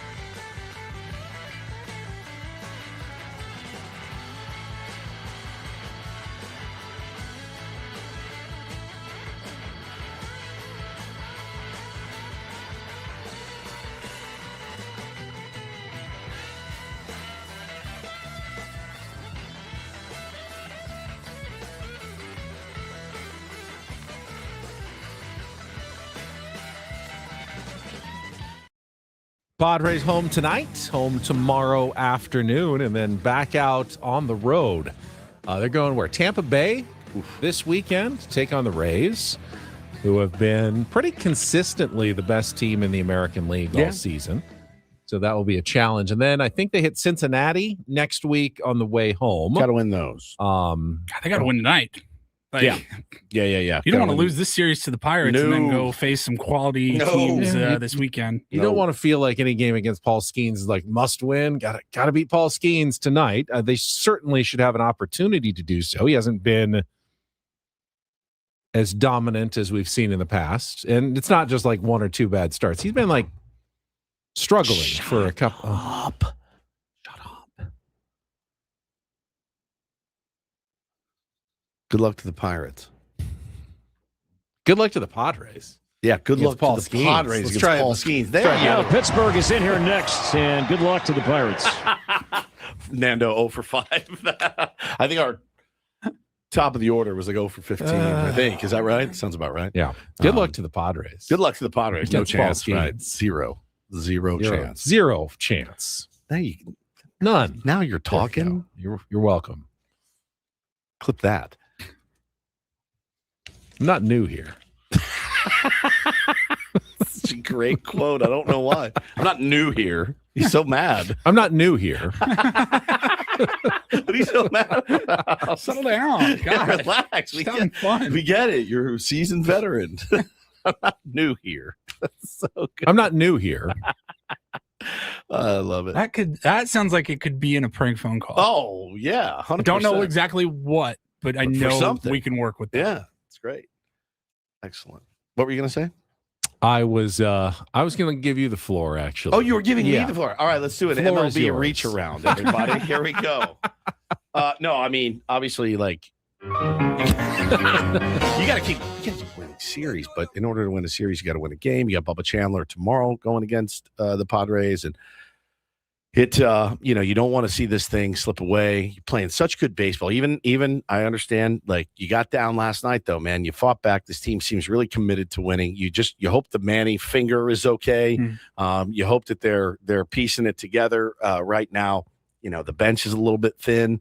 Bullpen's a little bit cash from last night. You chased the dub with your best guys, and you didn't get it. And that's what stings the most. I think a point that I did want to make earlier, and you reminded me when you talked about Manny's injured finger, and he's going to play through it. He said they pay me to play. But if you could somehow... People hate him for that, by the way, which is really weird. If you could somehow play well enough where you can make the last 3 or 4 games not matter, it would be really fantastic to give some guys some rest that last week of the season. Grinding right into a playoff series, sometimes it can work magic for you, right? The rest versus rust. But, I don't know, man. Like, as a fan, I want that last series against the Diamondbacks to not really matter. I want that to, like, Padres are good. Doesn't matter if we lose all 3, we're still in.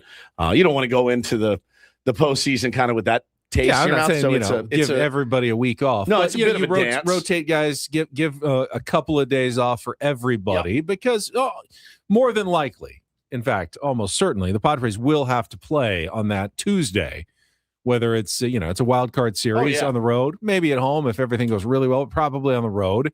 So you're going to be on a plane right after the season ends. Yep. No one's going to get rested at all unless you're able to clinch a few days early and give your team that opportunity of those last 2 days. Yeah, for sure. Again, that's probably a bit of a pie in the sky dream at the moment. I don't think the Diamondbacks or Phillies are going to go away and make this easy for the San Diego Padres, but it's possible that they could take care of business and at least give themselves a chance to get a little healthier and a little more refreshed and rested going into a postseason series. But if you take care of your own business, you're going to be fine, right? You're just keep winning series and see what happens. But let's see. Tonight, we will be obviously rooting. We talked about the distress of who to root for, Chicago or Arizona, Ben. I think we want the Diamondbacks out of it. Clay Holmes against Brandon Pfaadt should be a really good game. Pfaadt has pitched really, really well this year. And then you got Aaron Nola against George Kirby, Philly and Seattle. So again, like another really good pitching matchup. And if you're interested, Brady Singer against Adrian Hauser, for the Reds Giants, Ben. Not that it matters even. Not at all. But no, I think, tonight's a big one, man. It's so fun, though. This is the fun stuff. You're waiting for 6:40 with bated breath. So the Mariners, who we are cheering for tonight, yes, are just 3 games out of a playoff spot, so they got plenty to play for. And you've seen how the American League standings just flip. I mean, it was the Tigers, and then it was the Orioles. Now the Tigers are 4.5 out. The Orioles are 2.5 out. Now the Guardians are back to 500 and are holding that last wild card spot. And the Astros are out of the playoffs today at a game under 500 because the Texas Rangers are back in first place in the American League West. So those standings seem to change every single week. Padres just swept the Twins. They won yesterday. They're back within 2 games of a playoff spot. Again, feels like the next 3 weeks, you're going to probably still see this constant tumbling of the standings for those last playoff spots in the American League. The other, the Red Sox, Yankees, they seem pretty comfortably in. They're 9 up and 6.5 up on a wild card spot. So it's probably just that last playoff spot. Maybe the White Sox could be caught in the AL Central if the Guardians go on a run. Remember, they did it last year and chased down the Tigers at the end of the season. Not nearly as far back from the White Sox, who were playing okay, but not world beaters by any stretch of the imagination. They're just 5 games above 500. It looks pretty good in the American League right now. You wouldn't even be in a playoff spot or that close to it in the National League, but they're right now in fairly comfortable position, 66% chance to make the playoffs. Yeah, pretty fun, man, if you're a fan of an American League team. The Astros, the Twins, the Blue Jays, the Orioles, the Mariners, and the Tigers, essentially, all fighting for that last spot. I mean, it is just as good as it gets. Now, the teams aren't very good, but it's the fight, the battle to the end. Even those mediocre teams, there's no team they can't beat. Correct. I mean, they can take 2 out of 3 from the Yankees 100%. Or the Red Sox or even the Rays. I mean, there's no world-beating team. So someone is going to make the World Series from the American League. They will be underdogs probably when they get there. But who wouldn't want a shot? 4 out of 7, a chance to win a World Series championship on a down year. Someone's going to get that opportunity in the AL this year. Dodgers get Glasnow back today, so that's good. And there'll probably be a much more deserving NL team or 2 that are left out of the playoffs. Yes. And you just hope the Padres aren't one of them at the end. All right, before we take our last time out, let's give away another pair of Padres tickets, Tier 1s. If you want to come join us on September 8th for the Fernando Tatis Jr. City Connect bobblehead game and see the 3 of us throw out a first pitch. First 40,000 fans are going to get that City Connect bobblehead, and you can win tickets right now by being the 4th caller at 833-288-0973.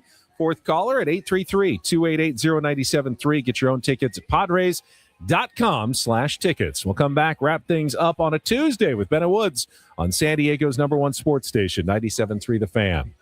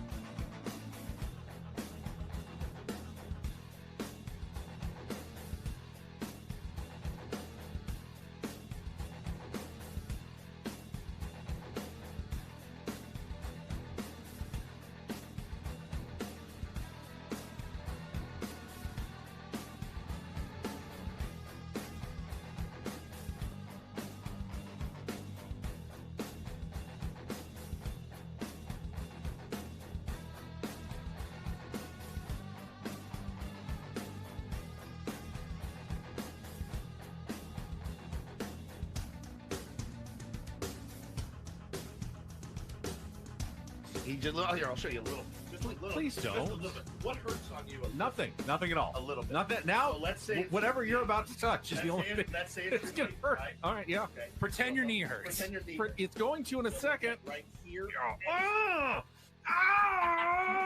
That is not pleasant. Hey, player, this is all yours. This room with this view. This speakeasy with this cocktail. Hey, could you make that too? The spa with this. Ah. And this pool on this roof.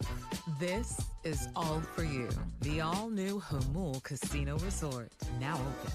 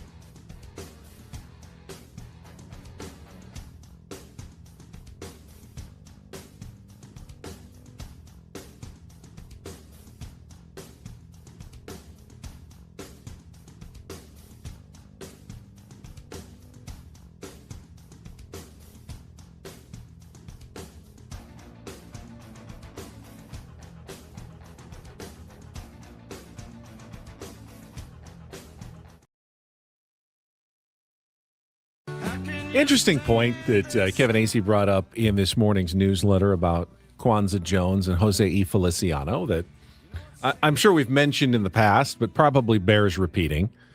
They're almost certainly by far, like magnitudes of order, the wealthiest owners the Padres have ever had. Far wealthier than the Seidler family, far wealthier than John Moore's, far wealthier than Ray Kroc. I mean, comparatively, Ray was pretty, I think, rich for the day, but I mean, they can do what they want to do. So we will see what they choose to do going forward based on the resources that they have. But I think it's undoubtedly a good thing in the modern day of professional sports to have an owner who at least has the ability to spend when they need to. And they don't have to feel like, oh, well, we could do this, but we might be in trouble or we might get ourselves in some financial hot water. Don't think that's going to be the case with Jose E. Feliciano and Kwanzaa Jones. I do love how this world works these days. It's funny. And if you don't let it bother you, it won't. If you do, it will. So Front Office Sports tweeted this. The Padres' new owners are suggesting the team could pull back on spending. We're going to live within our means, said Jose E. Feliciano, who is taking over the team with his wife, Kwanzaa Jones. I heard that comment, too. Living within our means, spending within our means. That was a big one yesterday. Well, yeah, but, so somebody said, what are your thoughts on this? And I said, well, they also said we're going to be aggressive. And I said, hopefully they just mean living within their means, mean they won't be investigated for insurance fraud is a nice way to put that. No illegal gambling. Yeah, no illegal gambling. I think that you also have to define what that means. Their means living within them, because I think right now the Padres are living within their means. Yes. Their revenue is near the top of Major League Baseball, and they're spending all of that revenue pretty much, I believe, on payroll. But that is fine. I mean, yeah, you're not setting extra aside for a rainy day, but you're still living within your means. There are many teams that take in way more revenue and then lower their payroll. That's just being cheap. There's a difference between living within your means and, yeah, we're just going to be cheap about things and not spend fully to our capabilities. As long as they spend to their capabilities, I don't think you can ask much more of a professional team owner. Problem with owners, though, is you never know what their capabilities are. No. That's the thing. And you never know what their books are exactly. They're not going to say, I'm going into this free agent period with $500 million to spend. And you're like, well, great, spend away. And you just don't know that. I mean, look, and let's call it what it is. I did see and hear a lot of lauding, and even they brought up, well, yeah, man, like you saw what we did at the deadline, and I like the Mize and Robbie Ray moves, but it wasn't for a lot of. It wasn't $30 million. They had $4 million in salary. It's good. It's not nothing, and we needed it. And it could have gone the other way. A lot of teams didn't do that. So, again, it's all about your perspective and where you're at. So, I did think that comment was more like, yeah, I don't plan on being under investigation from the SEC, which is great. I don't want that to happen to my team. But I did mention Jeff Passan has put out his new Dodgers article, and I think, or not an article, a podcast. I think he's splitting hairs a little bit. I do feel like he's splitting hairs. So here's the clip of him talking about their massive financial advantage with their TV deal. And if I can be clear for a second, that's what it was. It was an advantage, a big advantage. And that's vital to all this. As much as other teams could, and you can argue should, be more aggressive in their pursuit of a championship, that does not mean that any team can be just like the Dodgers. I have never said that. I never would say that because it's not true. I have said that other teams should try and emulate the Dodgers' desire to win, and that plenty have greater ability to do so than they choose to in reality. And I'll stand by that contention all day. Here's the thing. I don't think that's groundbreaking stuff. Everybody knows that there are a handful of teams in the big leagues that can spend more money than they do. Everybody does. My biggest problem, so here's the tweet he sent on December 27th of 24. The Los Angeles Dodgers are a machine. Not only do they print cash, their willingness to spend it in pursuit of winning is unmatched. They put their money where their mouth is.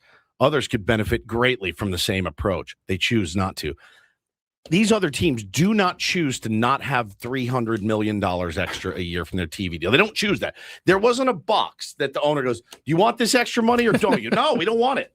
We don't want to take it. Because if you take it, your fans are probably going to want you to spend a lot of it. So we are opting out. Don't give it to me. So that's my big problem. My other big problem, and I got DMs with Jeff Passan. He and I going back and forth. My other big problem is anytime one of those teams, I don't know, like the team here said, we're doing it differently. Everybody mocked, it's not sustainable, blah, blah, blah, blah, blah. We all saw it. It's gone on for years.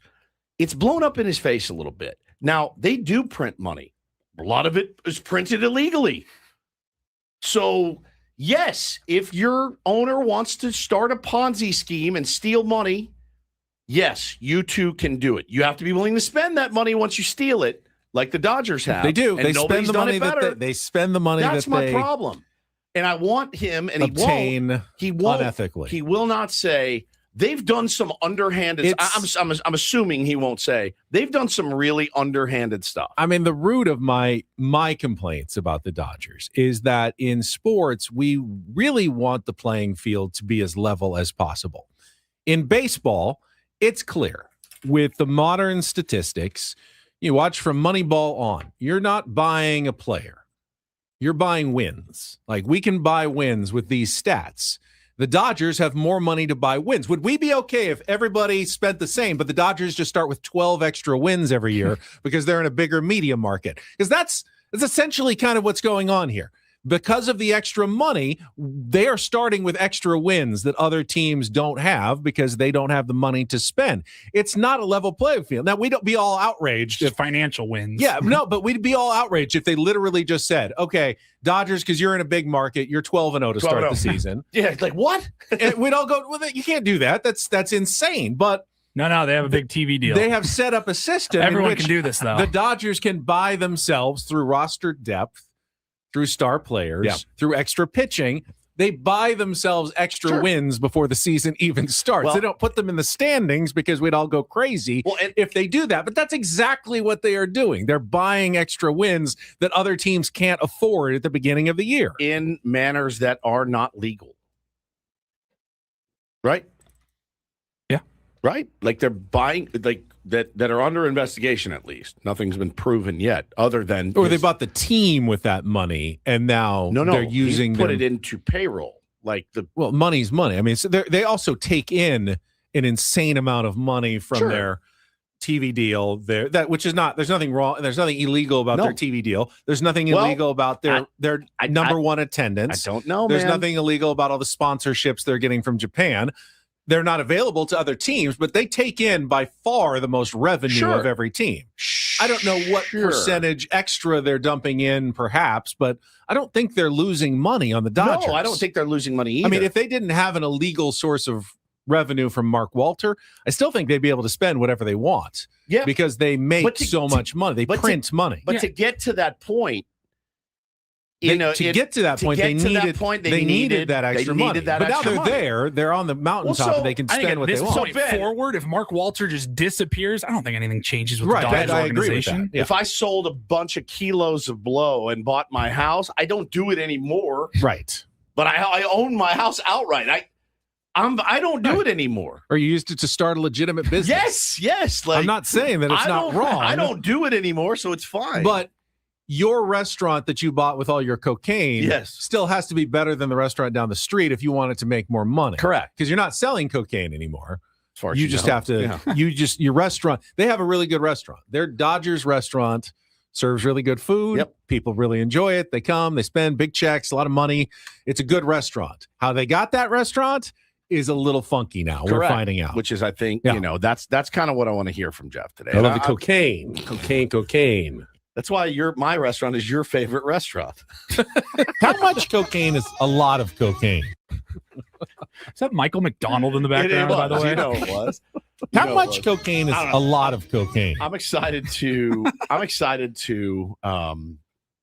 listen to see what Jeff says. And I, I'm going to listen with an openish mind because again, openish because I have a conversation in my DMs with him. I remember it was spring training, fantasy camp. We were in our Airbnb watching the national championship. Notre Dame was in it, and you screamed at halftime. I think you were like, "Paulie, Jeff Passan's in my DMs." Yeah, he was mad. Well, we talked it out. I'm impressed though that Jeff is unafraid to engage like that. Yeah, as well. I mean, he was covering his rear end at that time. Let me ask you this. Would you put Jeff Passan back on this show? Yes. He's been on before. 100%. If I reached out to him and he agreed to come on and talk about this, would you want that interview? Yes, he's not Bob Nightingale. Yeah, of course. Anytime. I want to listen to it today. I want to see what he says. And I may come in tomorrow and go, "Hey man, he crushed it." He probably did. He's well researched and all that, but it is very odd that not that it took so long. He was gathering information, wanted to do it right. That's okay. But, I think some of this has bit him in the butt a little bit. There was a lot of trumpet blaring and chest beating, and the sentiment was every team can do this. The sentiment. He may not have said, quote, every team can do this. He said every team should try to do this, right? So that's the interesting part for me, and I wonder if he'll walk it back at all.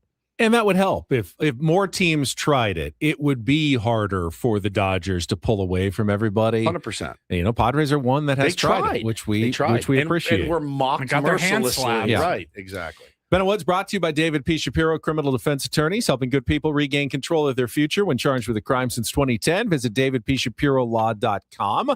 We will be back tomorrow at 6 a.m. It'll be a Big League Wednesday. Joining us on our SDCCU fan hotline, it's not Big Bang Banking, it's better. Brett Boone will have his regular check-in. He's been all over the Cattell Marte story. Has he? This week, yeah. Did, I think, a podcast with Greg Amsinger where they talked about it a lot. So we Love can both get those guys. updated and see if he had any teammates just go randomly missing during his career as well. And we will be back tomorrow at 6. Braden and Frank are coming up next. That's it for us. Happy National Banana Split Day, everybody. For our executive producer, Paul Reindl, for Stephen Woods, I'm Ben Higgins. Have a great rest of your Tuesday. From all of us here at San Diego's #1 sports station, 97.3 The Fan. So long, everybody.